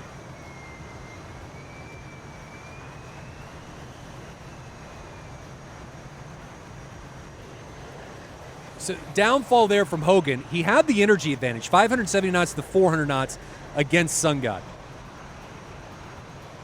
His problem seemed to be when he slowed down greatly and tried to recommit back into Sun God. Sun God wasn't going to let that happen. Excuse me. He wasn't going to let that happen. So he tried to recommit. Sun God by that point had all of the energy advantage. He was way, way faster than Hogan and put Hogan continually on the back foot. And then Hogan again tried to take it into the vertical, and that spelled doom for Hogan's aircraft. And all it took was one shot of 20 mil from Sun God to send Hogan down. And we are going to be moving on to round 2 as long as Sun God is able to come to a complete stop. But I don't think that is going to be a problem. as with virtually all aircraft and pilots in this tournament. Everybody seems to know how to land and know how to stop. Why are we watching landing, Clark? It's because pilots are forced to land after killing somebody. That is to force fuel management. It's to force people to land after sustaining damage. Landing and stuff is part of the fight. If you don't land, it's not really a victory, is it? If you can't bring the jet back, you don't win. So we force people to land. In the future, we may have the pilots so that they're able to veto the landing, but right now you are forced to land. That is why that is part of the streaming experience right now.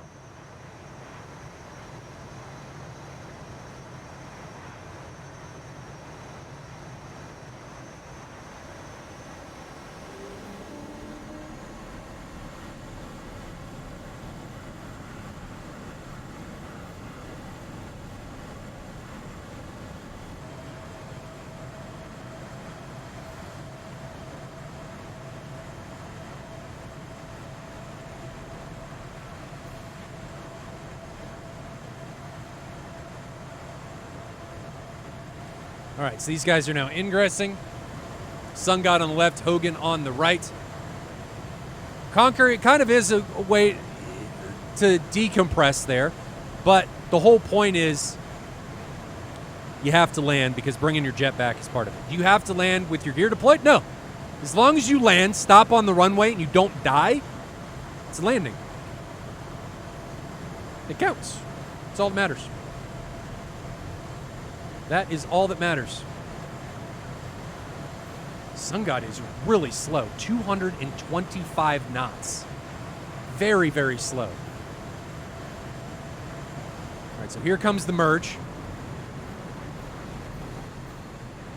between Sun God and Hogan coming in here for round two. Sun God is up 1-0. Sun God 250 knots, needs to come up. He's low. You need to come up. You're low. And we may see another bad merge here. Still descending, 260 knots. And they passed. Maybe they were just restarting. I don't know exactly what was going on there. But we are going to restart that round because Sun God was at 225 knots and descending. So the server's going to restart, and we are going to get back into this. I think it's going to restart.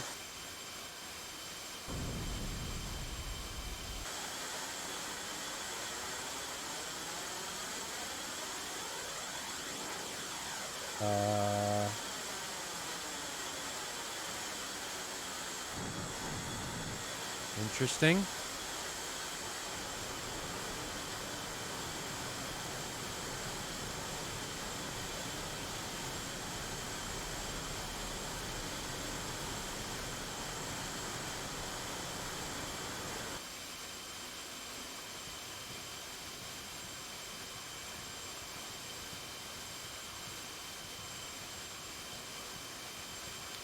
So this is a new server, new script. Looks like the server was supposed to restart but didn't. Not sure why it says bad merge when the first one was allowed, but something happened and Bear is looking into it. So we're going to give him a second to figure out what's going on there. The Hornet is really low speed fighter. It is, but I don't know why it was doing what it was doing. Why Sun God slowed down like that. And I don't know why everything's paused now. Or not moving. The clock's still moving, but nobody else is moving. Is there a bubble rule, Falcon asks? Yes, there is a bubble rule. So you guys can see it. We'll look at it here. Bubble is there. And if you fly in the red area, you get a warning. If you leave the bubble, you blow up. So I'm not sure what happened in the last one. Hogan instituted the bad merge and ejected, and it said the mission was restarting, but then it didn't restart.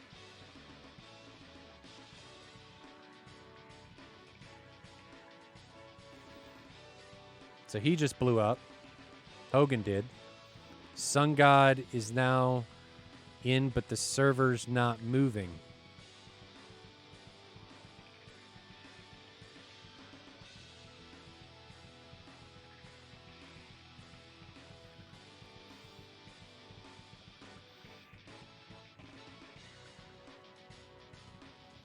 So his aircraft isn't moving, but debris is falling. It's like it's on a tactical pause.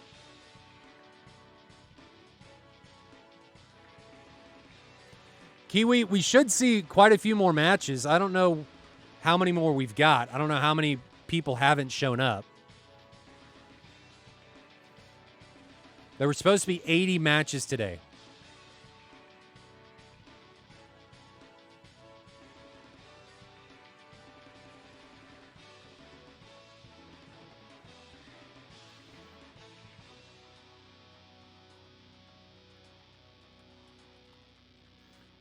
All right, so the connection timed out. Looks like he restarted it. So we are going to load back in. Guys, I apologize for the technical difficulties. It happens when you're running something new.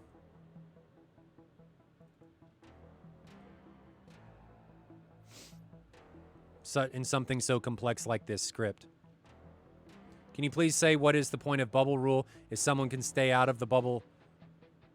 No, Falcon, you start in the bubble. In BFM. You don't enter the bubble, you stay in it. The bubble's there so you don't fly halfway across the map.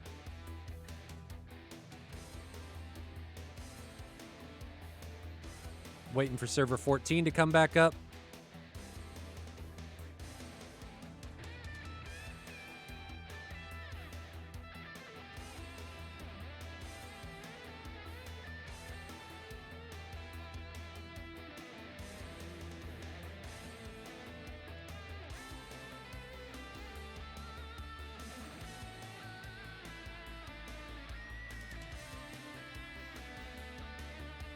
If that answers your question, Falcon.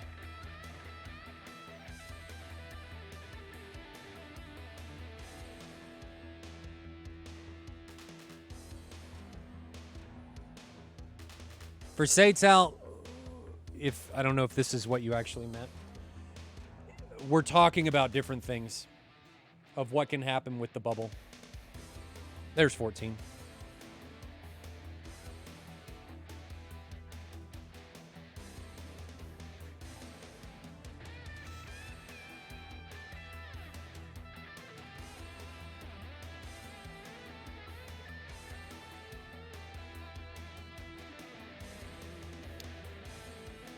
Yeah, Bear and I have been talking about it. We're just going to have to see what we institute as far as rules and stuff in regards to the bubble for Saytal and other events. We'll just have to see. We haven't gotten that far yet. We've talked about it, but I haven't set a rule in place yet. All right, let's try this again.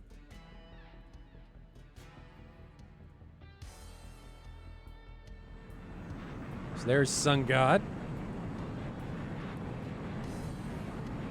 And I don't see Hogan.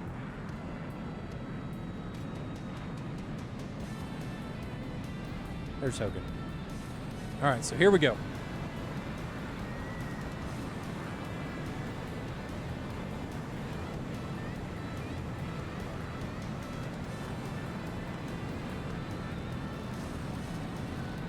These guys are now ingressing. Hopefully we can get this corrected and things start to run a bit smoother.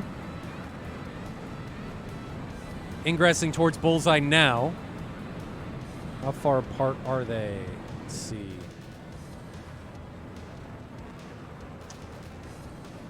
They are 8 miles apart.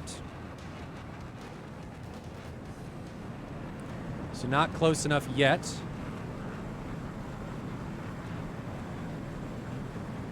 There we go. Now we've got the F5 view. And getting closer. Sun God is descending. These guys are going to have a bad merge again. Guess they're going to ignore it, though. All right, so here we go. Sun God is flying away. 500 knots.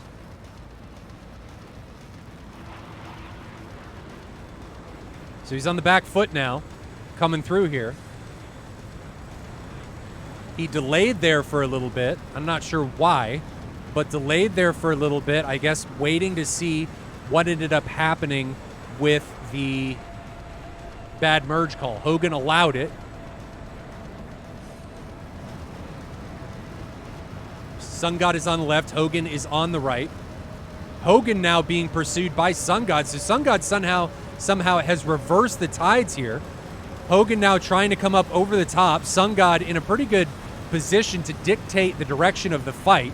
Hogan now coming down through the vertical. Sun God's going to extend up, gain some altitude, and then come down behind Hogan. 380 knots for Sun God, 600 knots for Hogan. So Hogan definitely has the airspeed advantage. There is Sun God back there. And there's Hogan from Sun God's position. So Sun God is closing. Well, no, he's not. 730 knots now for Hogan. 470 knots for Sun God. Is Sun God going to be able to cut the corner, though, and decrease? Yeah, he is. So Sun God is cutting the corner and going lead pursuit. He may get a shot here, but he's getting close. Hogan 660 knots. Sun God is 430. So once Sun God levels out, Hogan is just going to blow away from him. But is he going to get a shot? Paddle switch? Paddle switch? No, he doesn't need it because Hogan slowed way down. And Sun God's done a great job. Oh, don't reverse! Do not reverse! You've done it! And Sun God snipes Hogan out of the cockpit. The reversal. No! No! Why? Why did he reverse? It spelled doom for Hogan, and that is it. That is it.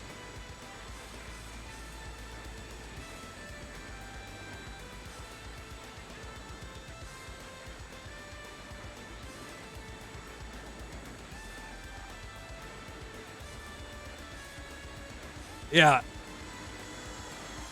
AX, you never reverse like that. It solves all of the geometry. Davey says never go full tard. Ever. And that's what happened there with Hogan. Hogan went full on, reversed, and Sun God's like, nuh-uh-uh, and poked him with the naughty stick, sending 20 mil right into Hogan's canopy. And he's gone.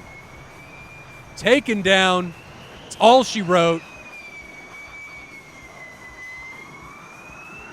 Great shot by Sun God, capitalizing on the poor maneuver by Hogan. And now Sun God just needs to put it down. I think it was just desync and lag. This is live. So he did hit him. I think it was just a little bit desync, which can happen. It says DCS, but of course, so desync is part of the game, just something you have to contend with. Yeah, Sun God with another sharp takedown. 2 shots, 2 pulls from Sun God, resulting in 2 kills.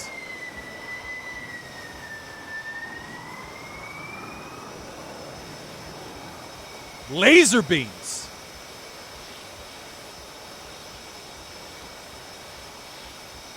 But he closes that one out, and that is going to be it for this one. Sun God against Hogan. That is our second completed match of the day. Please don't shoot me. It's only taken us 2 hours to get this far with 2 matches. But there's been a lot of other matches that have taken place. It's just we've streamed 2. So Sun God taking down Hogan in 2 quick rounds. Lasers coming from Sun God, taking Hogan down with 2 burps. Hogan removed from combat. Sun God moving on to the next round. Not sure who he's going to be taking on. Let me check out the bracket. And I can link it to you guys so you guys can see it. Nope, nope, nope, nope. There we go. Nope, not shift. That'd be why that happened. So here's the bracket. If you guys want to take a look at it, we've seen Sun God just took down Hogan in some of the second rounds. So you guys can see we're actually much further than we're actually seeing. So I guess some of these matches haven't taken place. I don't know. You guys can take a look and see what the scores have been so far. Not sure why that says 0-0. So Sun God took down Viking. Man, so Sun God, 2 of his opponents didn't show up. Oof. Oof. Can I show this to you guys? Let me try and make a scene so you guys can see this. Let's do this. Browser.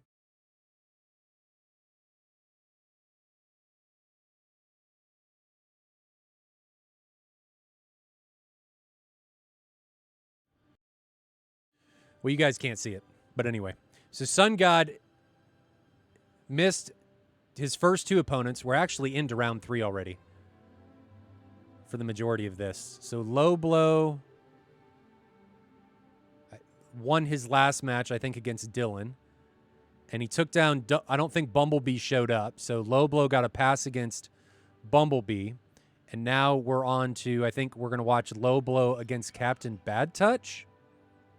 And Captain Bad Touch took down Head Doctor earlier. So we're just going to have to see how that match progresses.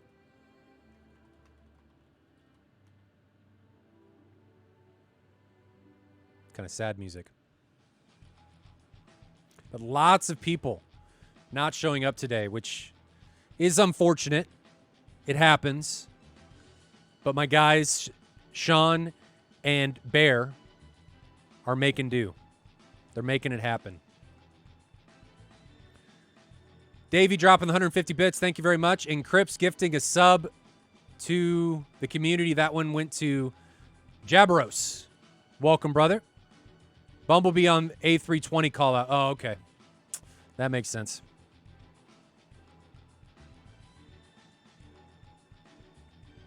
That makes sense. So we're just waiting for the next round to get started, waiting for these guys to join. I think it's going to be Low Blow against Captain Bad Touch is going to be the next round going here.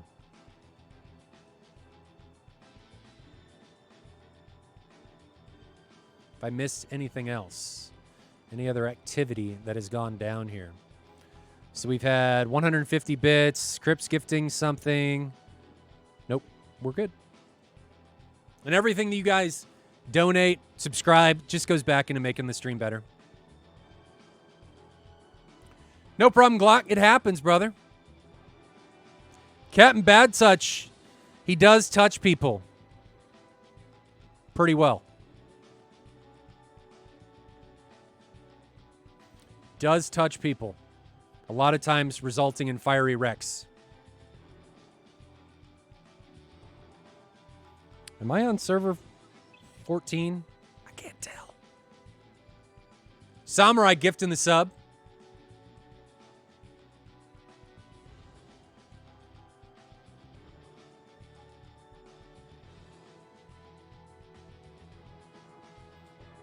That went to Rum Runner. Welcome, Rum Runner. What's it take to sign up for an event like this? You just got to catch it when the signups are open. Check out the tournament section on the ED forums is where all these are listed.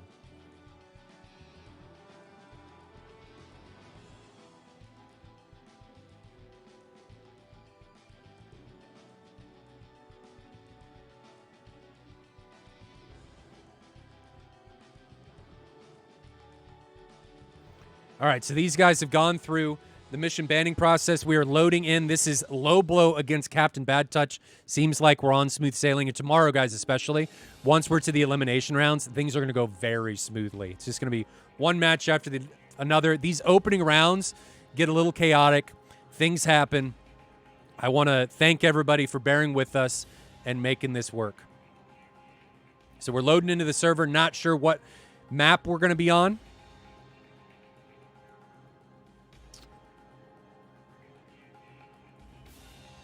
Captain Bad Touch against Low Blow. Loading in. Looks like we're on the Persian Gulf.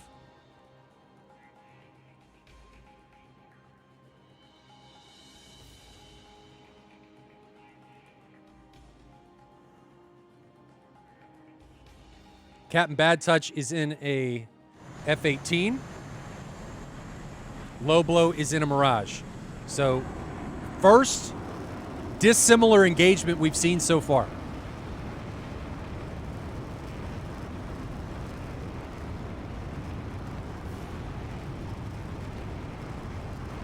First dissimilar engagement we have seen thus far, which is unusual. Even we had Hornets, or not Hornets, Mirages that were the same, which is very unusual. Usually we don't see two people flying or Mirages at the same time. So that was interesting. These guys are ingressing. Bad Touch on the left, Low Blow on the right. Bad Touch in the Hornet, Low Blow in the Mirage. Baguette versus Bug. You don't want bugs in your baguette. And you can squash bugs with your baguette.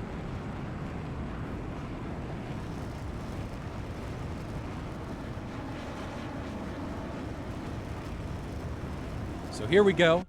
Fight is on. Captain Bad Touch and Low Blow are now merged. Both these guys going into the horizontal with a little bit of an oblique.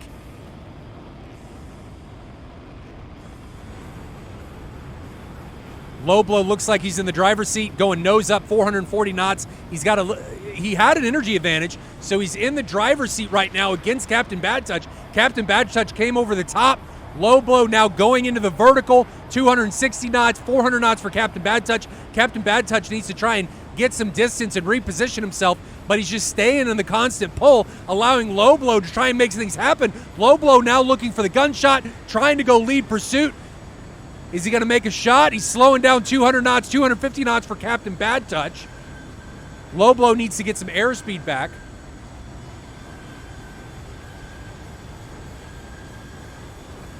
And there he goes, dropping the nose, 190 knots, 260 for Captain Bad Touch. Let's go to the cockpit views. So these guys are both now in the horizontal. Bad Touch has a bit of an altitude advantage. Low Blow is a bit below him, 2,000 feet plus for Bad Touch. And Low Blow is continually descending, trying to get the energy back. 370 knots for him. Touch is at 300, so closure is going to be in Low Blow's favor.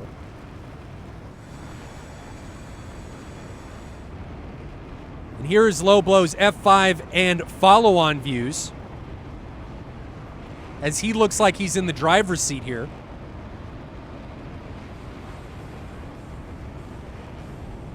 And here is what we are going to see from Bad Touch. So no end around yet on Low Blow. Low Blow's at 380 knots, a bit faster than Touch. Touch is at 350.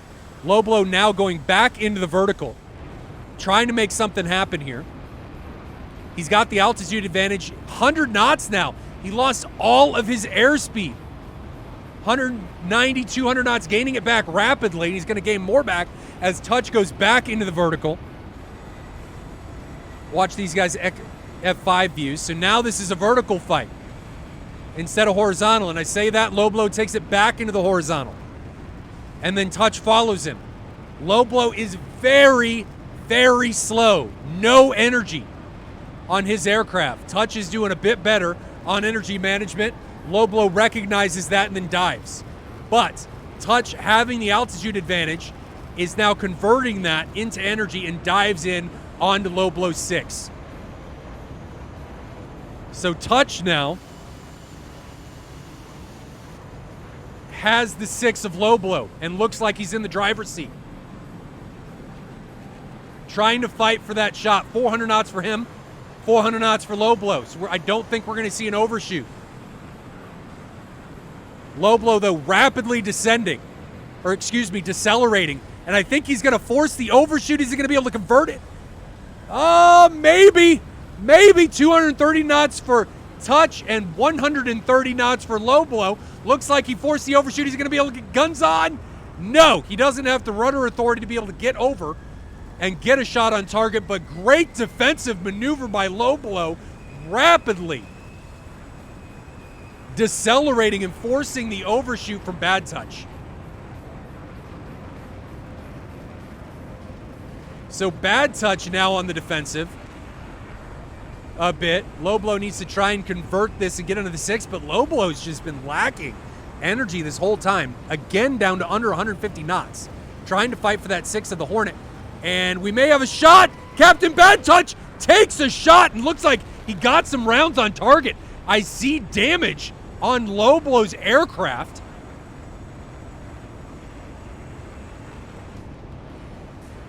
Great shot, great turn by Captain Bad Touch. Didn't sacrifice very much energy.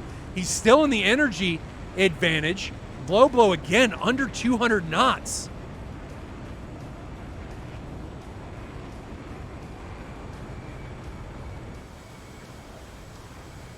Touch trying to extend away. He's got 100 to 200 knots advantage over low blow right now. He's got the altitude advantage as well. Just needs to keep extending, stay in the blower, and then try and come around. He's got the degrees advantage. I think he's going to try and make that happen. 140 knots now for low blow. But he may be able to come over the top. Getting the nose over. God's G coming over the top. We're going to see a quick shot coming through. One round came off from low blow's aircraft, but it was more of a warning shot. Now Captain Bad Touch has the altitude advantage over the top. Now coming up, staying at 180 knots. Low blow, 130 knots. So low blow, the entire time, has been at an energy disadvantage. Yeah, burnout, energy vector placement or lift vector placement has been very good from Touch. 300 knots again for Touch. Touch has just been doing a better job of energy management, getting it back when he needs it, which means more degrees per second when he does the turns. Now he's sacrificing that. I'm going to guess that's a paddle pull coming over the top. Low blows finally has an energy advantage at 230 knots. We're probably going to be coming up to, shots! And took some shots. I don't know if any of those connected, but we're probably going to be coming up to a fuel issue here rather shortly with both of these aircraft as they've been in gate for quite some time. Now low blow may have a shot here. Low blow trying to make something happen. He's down to 100 knots. He's sacrificing all of his energy to try and make something happen here, and he just can't. He just can't. And we're back in from Touch. And sorry, wrong camera. From Touch. Nope.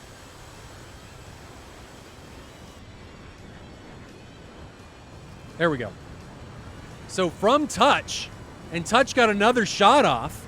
I didn't see anything connect. So again, low blow has damage. Who's out of gas?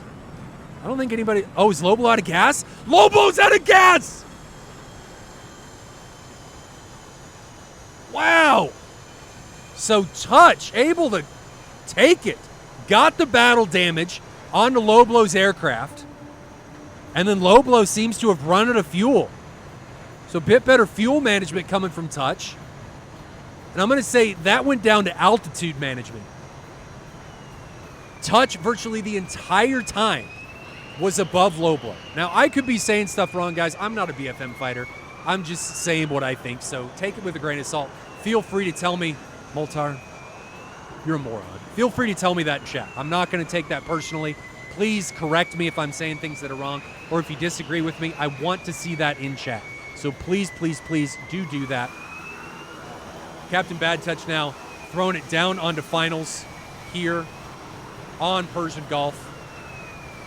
Captain Bad Touch. Oh! Woo! Woo! That was a butt pucker moment if I've ever seen one, because I think those collisions are modified on those lights. Oh! Oh! Oh! Oh, my butt. My anus was like up in my stomach when that happened. I thought that was going to end in a draw. Touch got very, very close to blowing up right before he connected with the runway. Man. So Touch looks like he's going to clinch this one. And we are moving on to round 2. Captain Bad Touch touches Low Blow in the no-no and makes something happen. Spider, I know you're here for the anus, okay? That's why you're here. Don't lie to yourself. Don't do it. You know that's why you're here. Come on.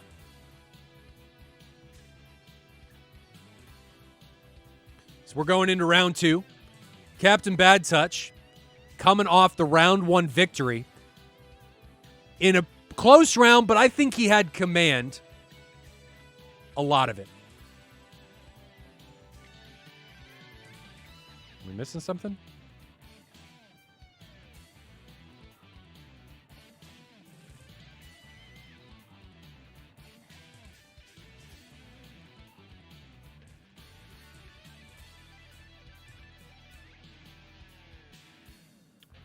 Captain Bad Touch was just asking something.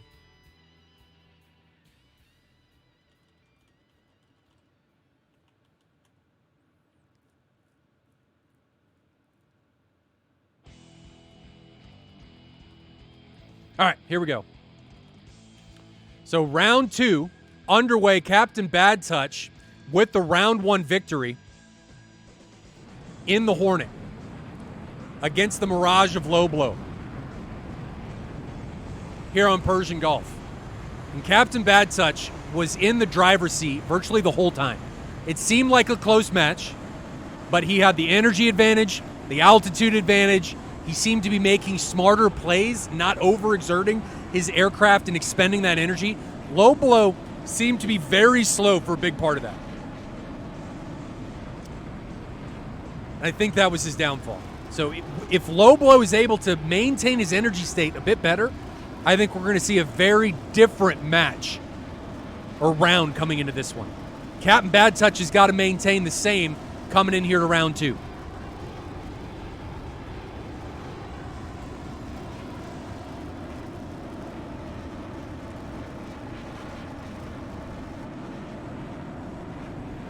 Here we go.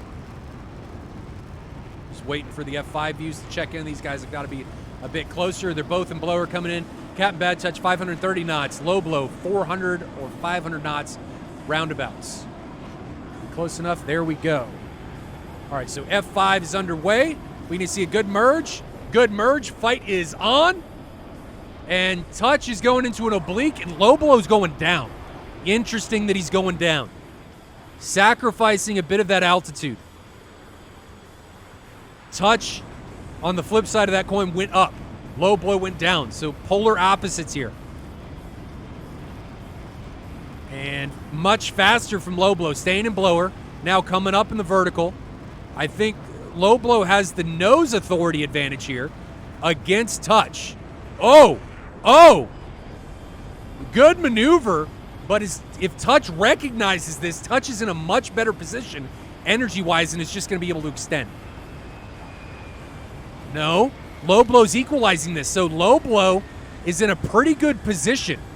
As long as he's well, no, I say that, and Captain Bad Touch gets a bit of the energy, and he may have enough to be able to extend. Low Blow's down to 100 knots.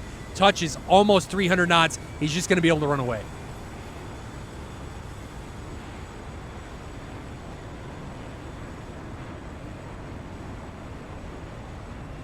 Low Blow trying to stay on the 6 of Touch. But Touch may come over the top and reverse it. Don't change your turn. Continue. So they're virtually right above one another. Just at different altitude states. Low Blow's at 17,000. Touch is at 21,000. Both of them are descending. Trying to keep their energy state up. Low Blow's 420 knots. Touch 340. So Low Blow, contrary to round 1, has the energy state advantage. Just he can't cash it in all at once. And now he's dropped his nose. Touch looks like he's recognized it and is coming in onto the 6. Was that a trap?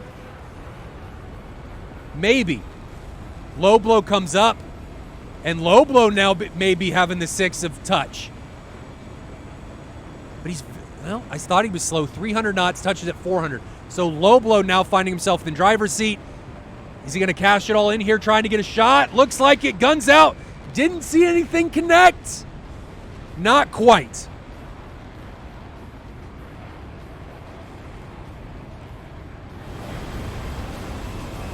So here's the tail view from Bad Touch.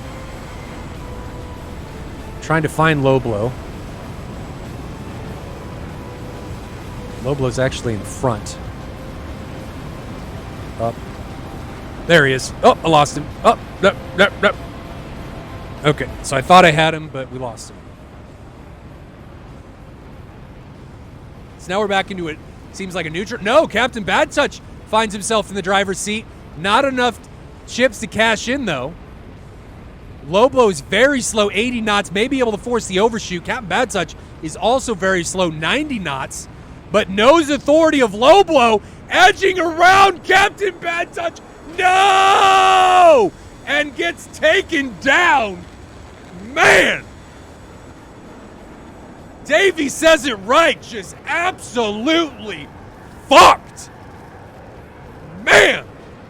Low blow with the rudder authority came over the top and took touch down. Low blow looks like that was the opportunity he was looking for. Trying to get touch into a low-speed fight. Low blow dominated that engagement. Well, the end of that engagement. Man.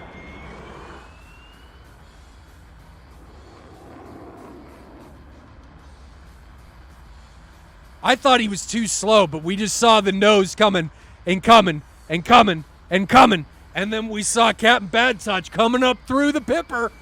Oh, no. So equalizing it as long as low blow is able to put her down. Where's the airfield? There's the airfield. So as long as low blow is able to put it down, we are tied up at 1 apiece. Two totally different mindsets coming into this engagement. Captain Bad Touch seems to want to stay faster. Low blow wants him to get slow. Captain Bad Touch in that last engagement fell right into low blow's trap, got very, very slow, and low blow in the Hornet, tail authority, rudder authority, came over and ripped Captain Bad Touch's wing off. Damn.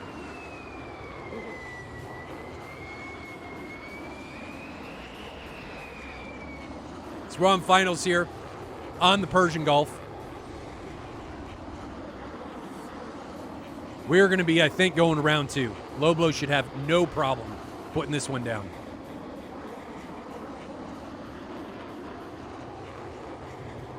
There's the wheels down. Just needs to stop now.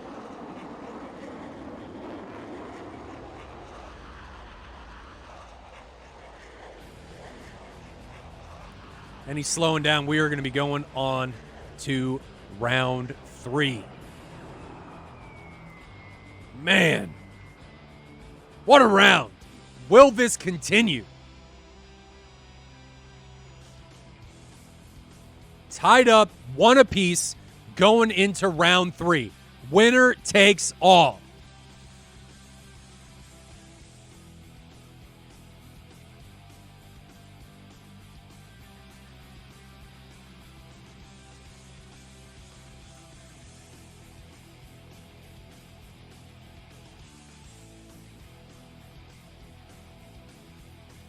All right, we are back in. These guys have slotted in.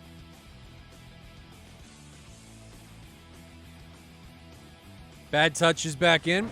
Here are these two guys. Round 3 here, ladies and gentlemen. Low blow on the left, Bad Touch on the right. Who is taking it?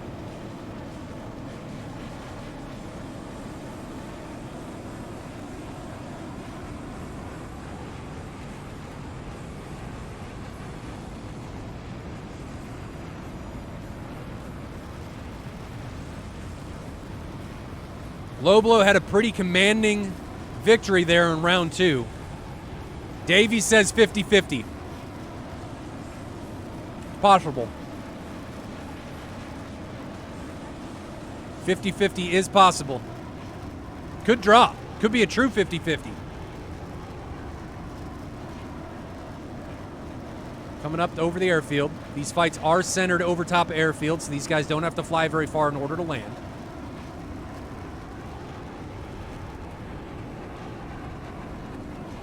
Still closing. 475 knots for low blow, 514 for bad touch. We are within, I think, 5 miles now. F5 is locked on. And here we go. Merge is on. Looks like a good merge. There we go. Low blow again going down. Captain Bad Touch going up. Opposite obliques, one going up, one going down. Low blow's got a much higher energy advantage, 520 knots. Merge was continued. I guess one of them maneuvered early. 500 knots now for low blow, 350 for bad touch, but touch has the altitude advantage.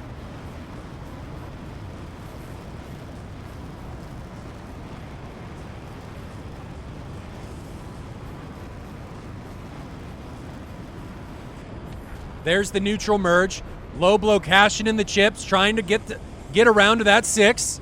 Now low blow has the altitude advantage, but he's down on energy, about 150 knots.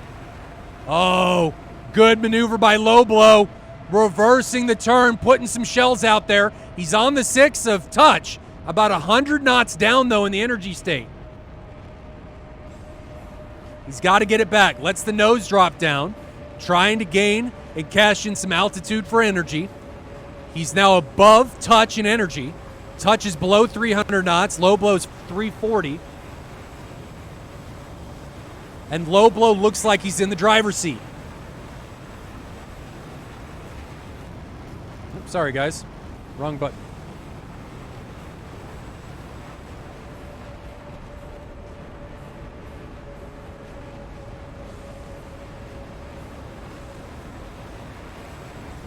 So touch looks like, low blow looks like he's in the driver's seat. Just edging around slowly. Low blow 330 knots, touch 340. Low blow again taking it into the vertical, trying to come over the top, use God's G to gain that extra G coming over. Looks like he is going to be able to get the nose advantage on Captain Bad Touch, but he's about 200 knots slower. Possible shot coming. Trigger pull, no, he saves it. Not a lot of ammo on that M2000.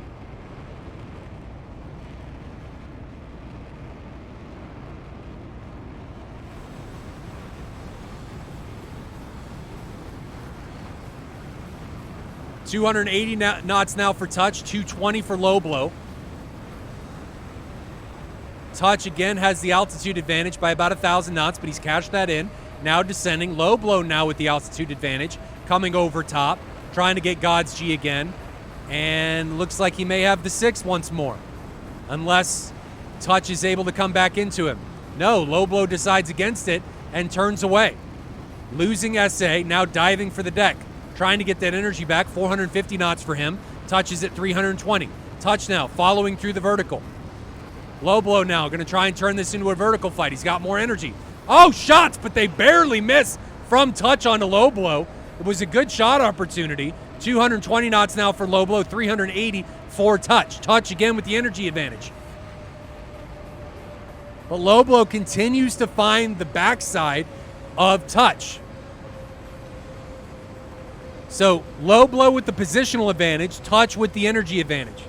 Low blow just doesn't have the energy to be able to close enough to get a good shot on target. Touch has about a 100-knot advantage right now over low blow. Low blow dropping the nose, trying to get the energy back to close the distance. But touch is doing the same thing, 300 knots for him. Now we're about equal. Low blow cutting the turn circle down.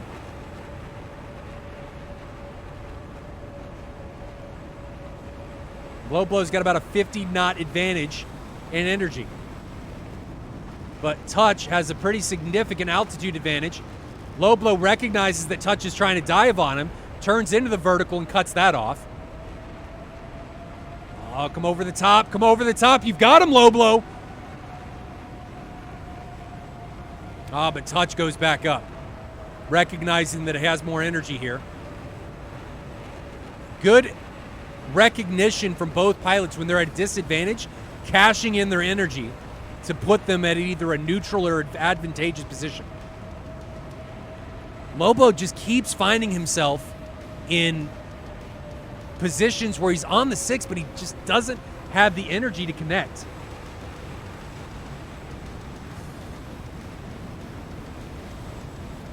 $250 knots for Touch, 100 for Low Blow.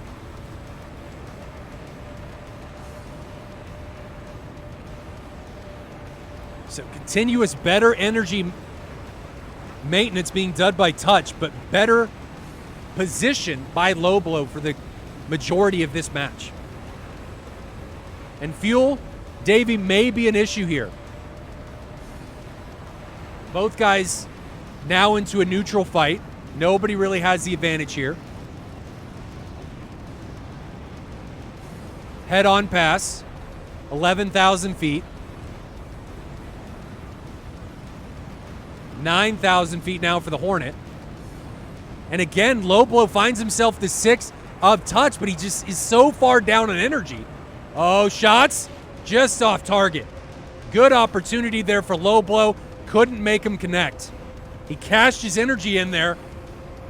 Was that a mistake? He's down to 70 knots. 300 knots for Touch. And I think Low Blow may be worried about fuel.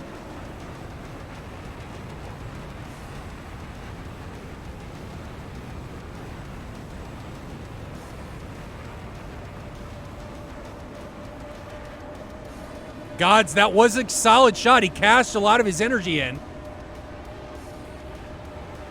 He's got to be worried about fuel. No blower, 220 knots. There's blower trying to make something happen. And Touch, I think, is finding himself in a really good position. M21, there's some shots, and they connect.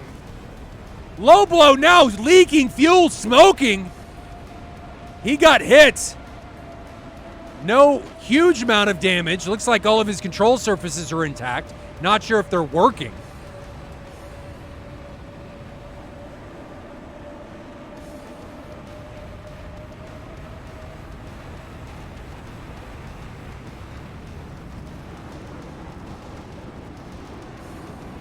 $400 knots now for Touch, 150 knots for Low Blow. The energy consumption and management, and more shots on target by Captain Bad Touch, and I think that's it for Low Blow. Oh, nope, he's still in it. He is still in it, but black smoke now coming out of his jet. Is he able to pull up through it? Yes, so he's still in control.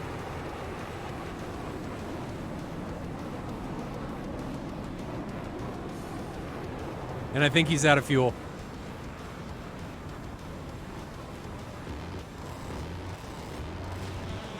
More shots on target. And Low Blow is down to 130 knots, straight on dive. Is he just trying to bait him into something here? Just trying to stay airborne. I think he's out of gas. His Mirage has suffered all kinds of battle damage. Great job staying into it, but the ground comes up, reaches out and grabs him, and Captain Bad Touch, dang, made the last ones count. Valiant effort, well said by God's Grandpa, done by Low Blow. Is Captain Bad Touch going to have enough fuel to be able to put it down?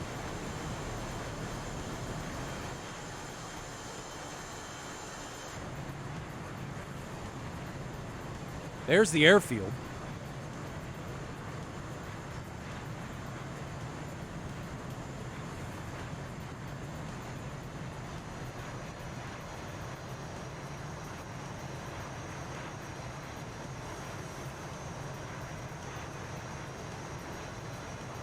Oh, Gator, you think so?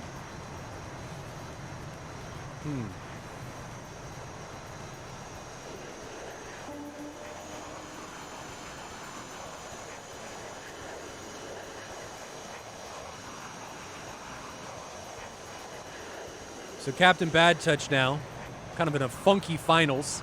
I think he's worried about fuel. Worried about fuel. Uh-oh. Oh, no! Oh, my God! What? Holy shit! Oh, my God. That almost went to a draw. Oh. Oh. Holy crap. Ripped his wing off. Wow. Wow.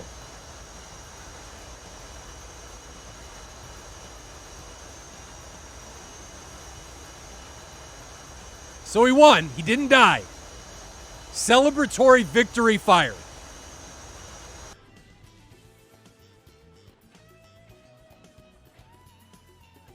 Uh-oh.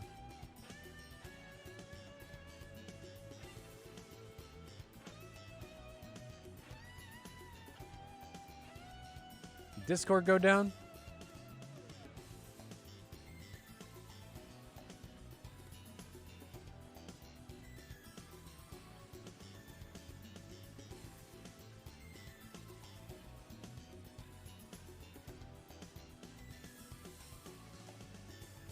They're reflying.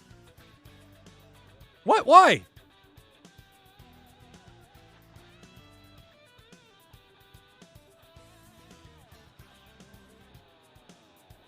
Oh. Well, they can do what they want.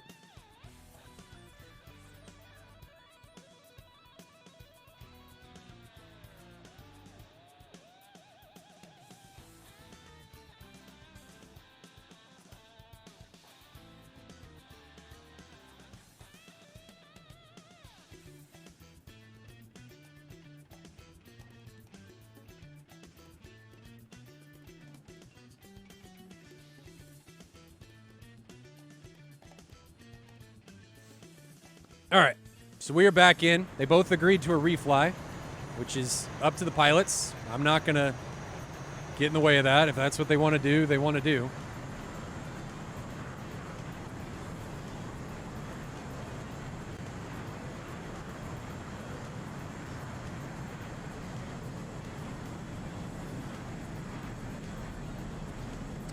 All right, so these guys are coming into the merge. And guys, while you're watching this merge, I have got to go get something to eat. I will be right back, but I'm going to leave this up. I'm going to wait till I can hit F5. I'm going to wait till I can hit F5 so we don't miss anything. I got you, Die. I got you, bro. I've got to get some food.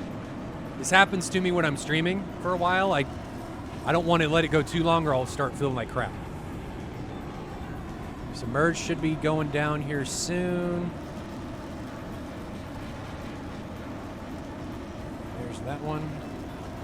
There's that one. All right, be right back.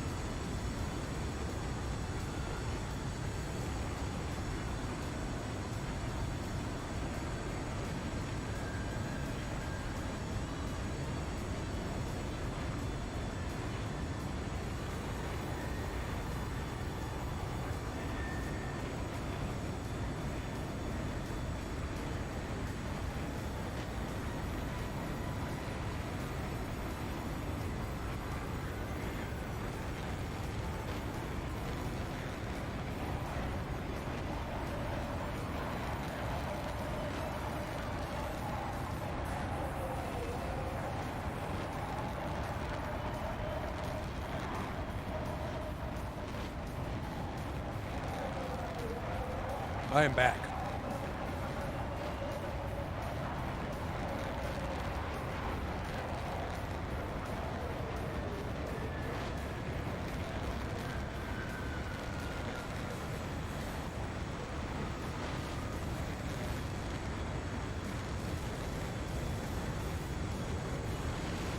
Oh! Oh!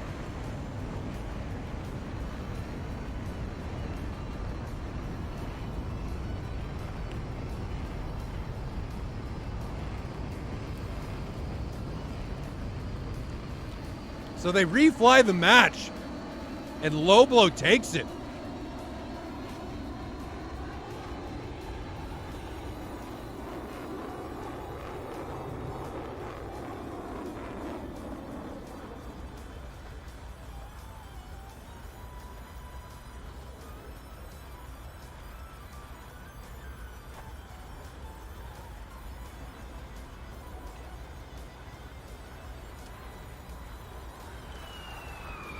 I don't know what happened there, but I'm not going to get in the middle of it.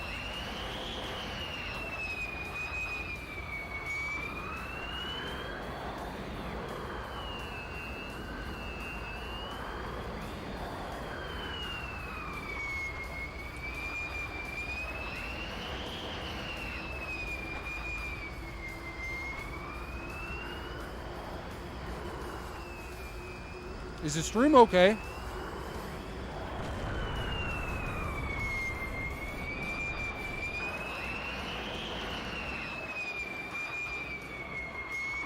Stream is good because I lost network connectivity everywhere else.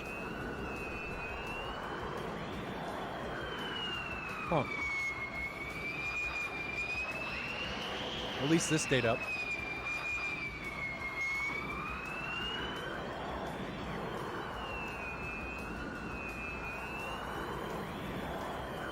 Oh, I know, I'm eating. And I don't want you guys to really hear me eating. So, if anybody's in the tournament, can you please tell Bear and Sean in Discord that my Discord crashed and they can communicate with me here in the Twitch channel?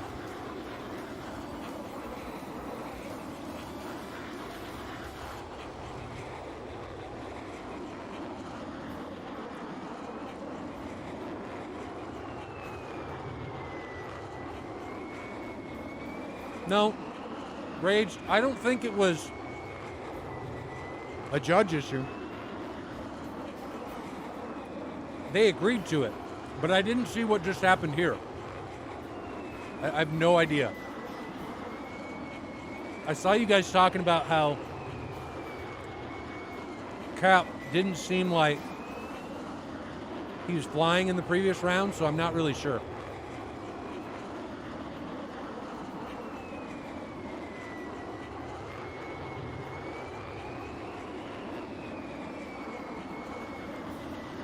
I try not to get in the politics, Spider.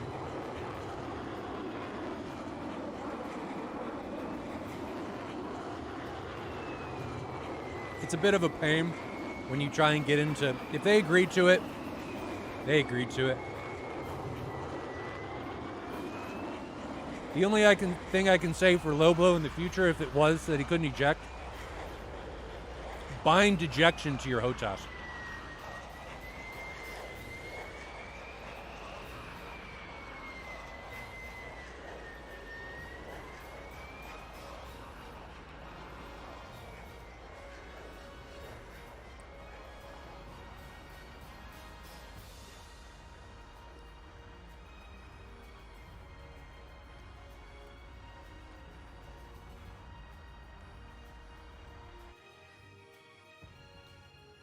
Summer, I get what you're saying.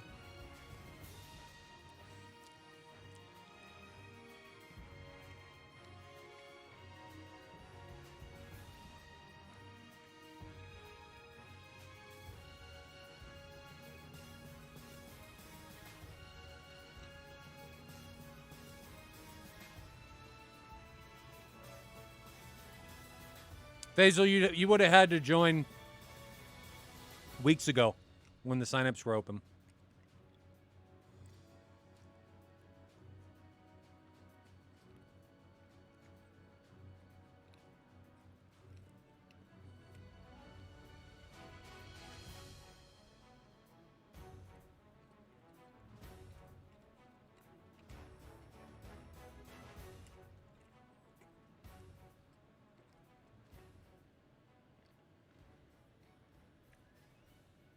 All right.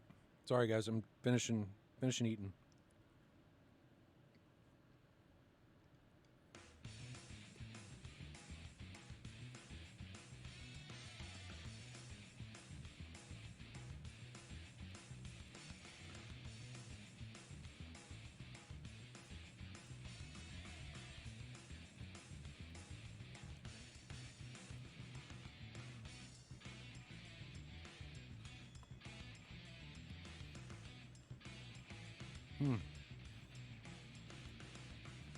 Chat seems a bit salty.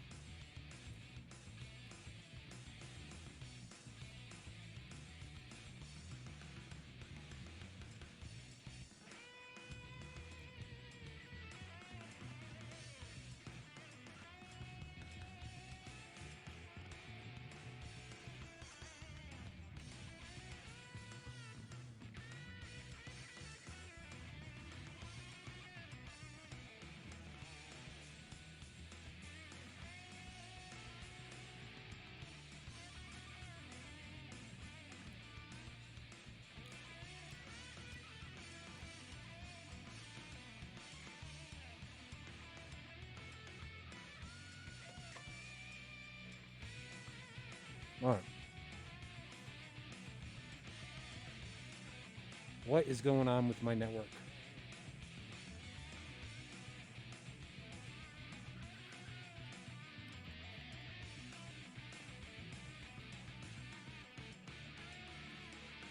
All right. Can you guys, one of you guys in chat or in stream, send a message to Bear and Sean in Discord, in the MVP Discord, and get them to put another match in here in server 14. Well, Deuce, yeah, they do. Reason being is it's too hard to police them not being able to do it. It would just be a huge pain in the ass.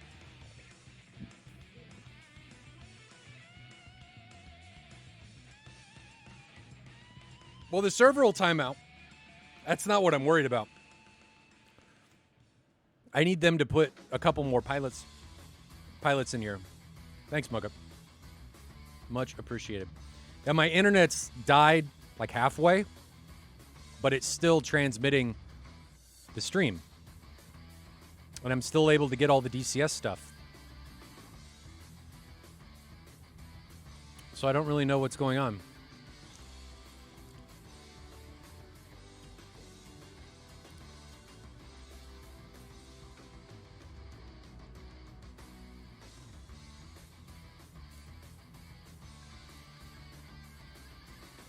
God's grandpa, that would be cool.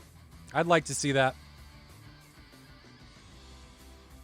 I don't know if anybody's going to be able to, if anybody, not be able to, but if anybody's going to fly the Warthog.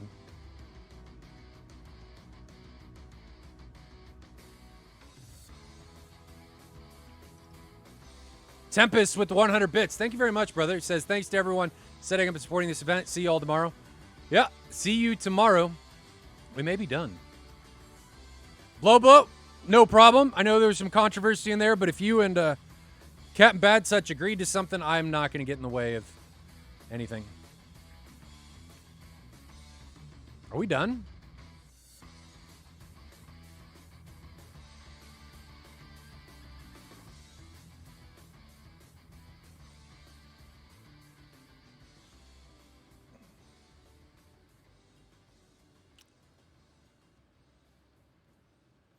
I feel like we're not done. I guess this doesn't work. Yeah. My internet doesn't work, but I can still talk to you guys. So I guess my DNS must have just gone.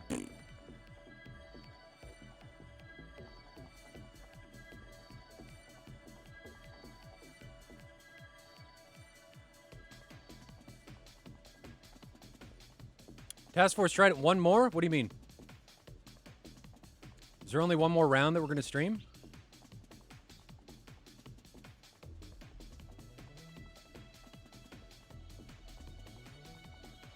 Well, we can move to server 1.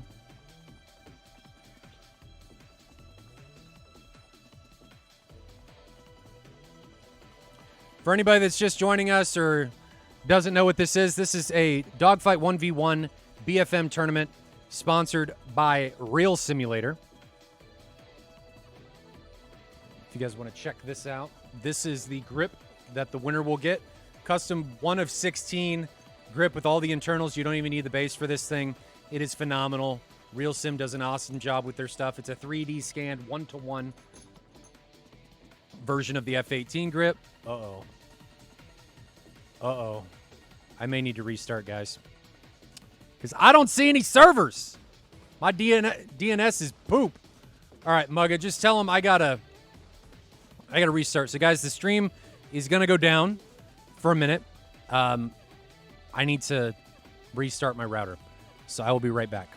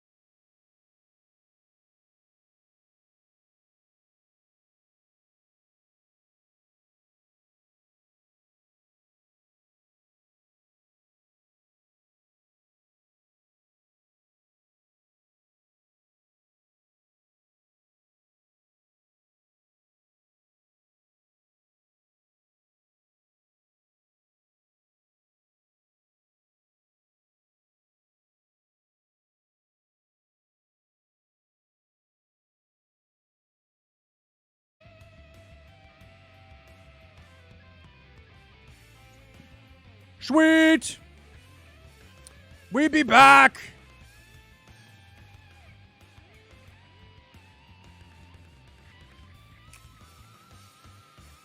I think. Unless my Nope. Everything's back. I don't know what's going on with my router. It's doing some bizarro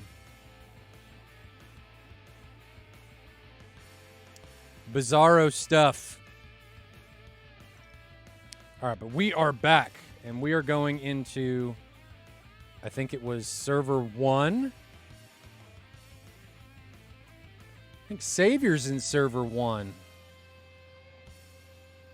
No. We're going to 14. Going to 14, baby!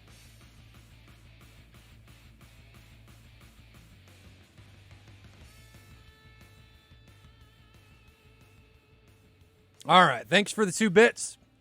They were probably for me going down, Kiwi. Much appreciated. Am I streaming another? Yeah, we are streaming another. It is going to be up here in just a moment. It is going to be between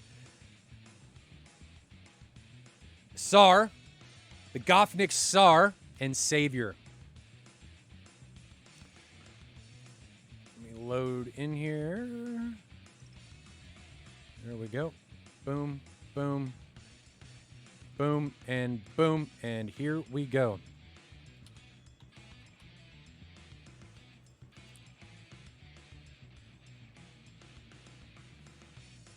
These guys are already going.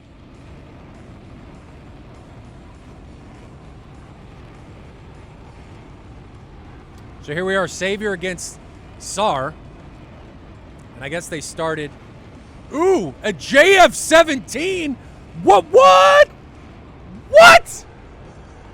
I have never in my BFM stuff seen a Jeff in one of these tournaments. What? Good golly, what?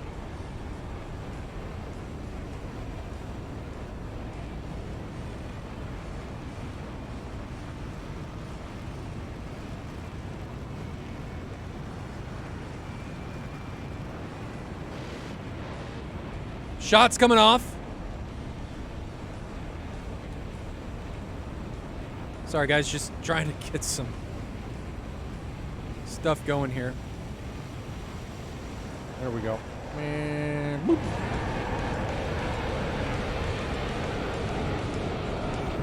So we got 3 camera views. Try and track this with this one. Don't see Savior, who he's chasing yet. There he is. There he is. So Savior hot on the 6 of Czar. And Czar, you in trouble, boy? You are in trouble. Is the shot coming? No shot. Bouncing all over the place. Good defensive jinking by Czar. So great flying seemingly being done by both of these guys. And Breeze, no, I don't think that Jeff is bad at BFM. I've just never seen it. Shot maybe getting lined up. Shots off. Nothing connects.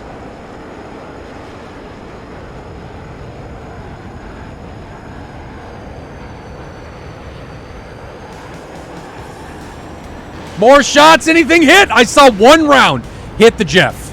1 round hit the... Oh, he's missing a stab. Oh, 1 round was enough. He lost a horizontal stab. And the plane was like, oh no. Oh dear. Rolled over and went into the ground. So all it took was 1 bullet.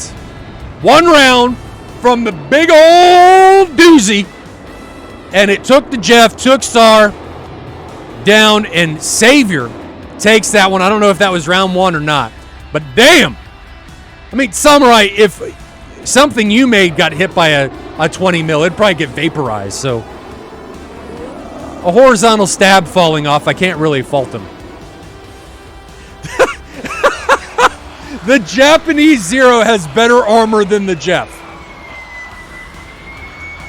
Possible.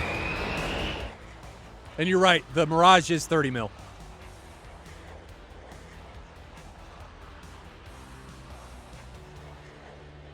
Savior puts it down, nose up to slow down. 105 knots, still decelerating.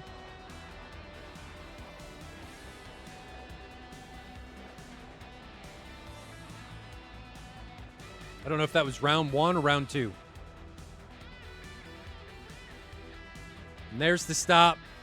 So moving on to the next round. So that must have been round 1.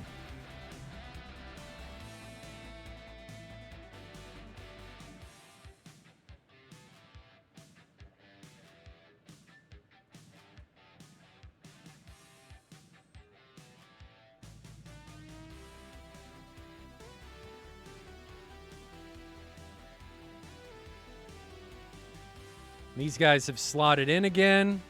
Here's Savior's Mirage. There's the Jeff.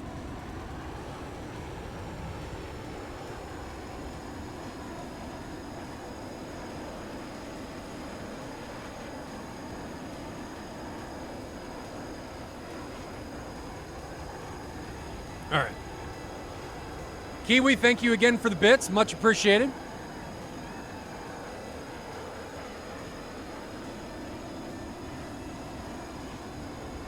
Savior looks like he's warming up his pilot. Or something. Where's he going?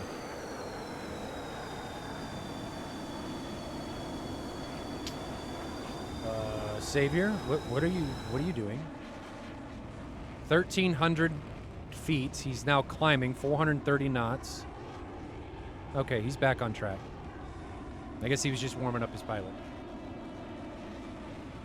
God's Grandpa gifting the sub to Solenton. Thank you very much, brother. Much appreciated. So Savior's still on track for the merge. Warming up that pilot. He's got to come up a little bit. There you go.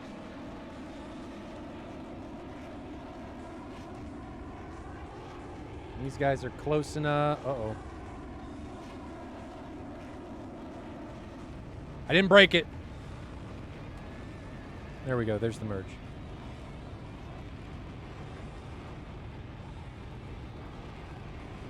What's going on with these?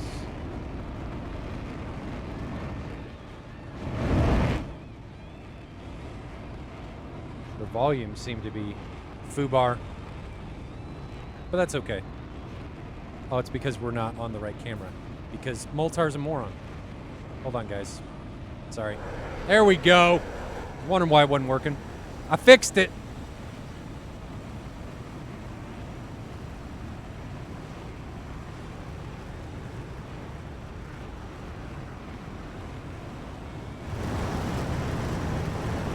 So there's the ass end of everybody.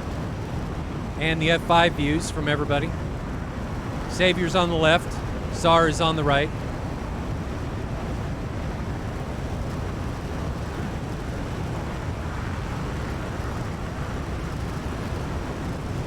Savior, 250 knots. Tsar, 70 knots. Oh, dear. Oh, dear. And Savior, I think, is going to loop over, come right over the top. And there it is. We're going to see a shot. A couple rounds come out. Bloop, bloop. Nothing connects. And now Tsar may have a chance for the 6 of Savior. He does. Some rounds come out from the Jeff. Oh! The Tsar's aircraft is actually damaged. So some rounds connected on the Gofnik Tsar's aircraft, the JF-17. He took some rounds. Oh, engine is dead. Breeze, you're right. Gofnik Tsar's dictatorship has ended. I think he is dead. He is gone. More rounds connecting. And Savior overshoots. No, he doesn't. Transfers that into the vertical. Comes back over the top.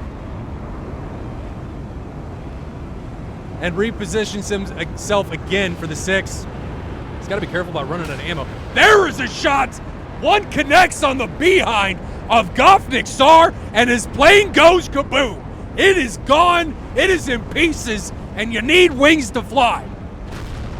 Boom! That's all that's left. Grandpa said it right. Toasted. So Savior dismantling, in the truest sense, Gofnik Tsar's aircraft, because it is in pieces all over the Persian Gulf floor.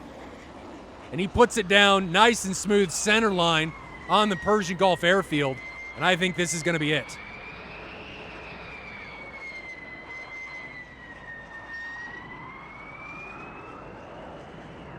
Don't see him have any problem slowing down to a stop.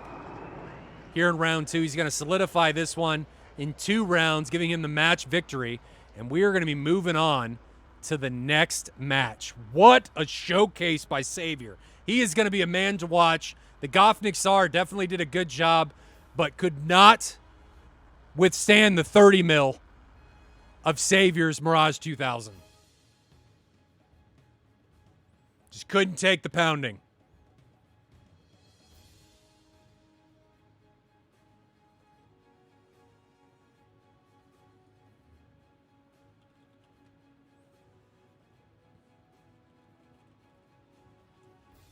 So we're probably coming to the end here, ladies and gentlemen, as far as streaming goes.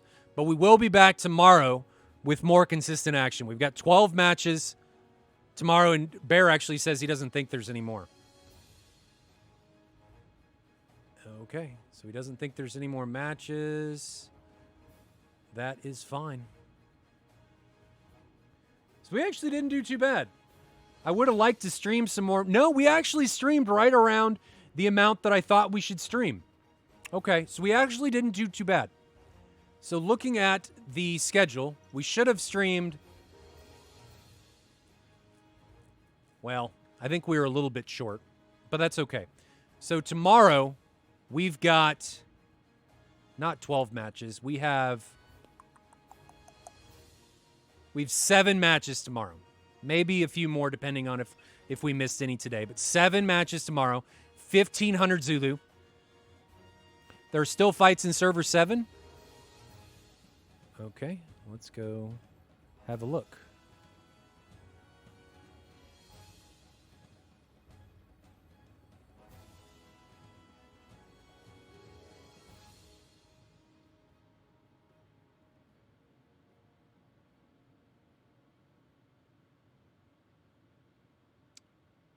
7.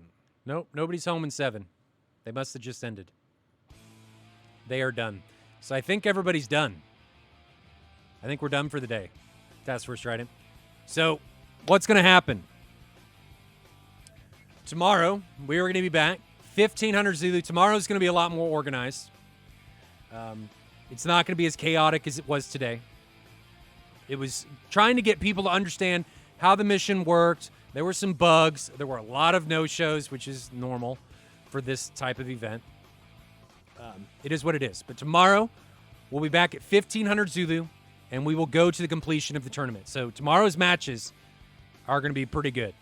Just be ready for it. 1500 Zulu, same starting time today as it was, or tomorrow as it was today. So be ready for about 3 to 4 hours of BFM action. Be ready. I'm ready. I'm going to send you guys out with the Real Simulator trailer. Again, reminder, this is what everybody's competing for. This stick, one of 16 custom sticks being done by Real Simulator F18. It's got all the electronics built into it. Phenomenal stuff. Really looking forward to giving this one away. But more action, BFM action coming tomorrow. We'll be a little bit more organized. Today was chaos. First time with this mission. First time with the guys playing this particular mission with these scripts and stuff. We'll be more organized tomorrow and going forward. Today was organized chaos, orchestrated chaos, but we'll be ready for it tomorrow. So I'm going to send you guys out with the Real Simulator trailer. Enjoy it. See you guys tomorrow. Thanks for tuning in and bearing with us and being patient. Thank you, Durdo, for the 100 bits, saying GG to all the contestants. Thank you very much, brother. And I saw a Prime sub from somebody. Lumen Ghost, thank you very much. Much appreciated. But I will see you guys all tomorrow. 1500 Zulu. Stay safe in those virtual skies, and I'll see you guys next time.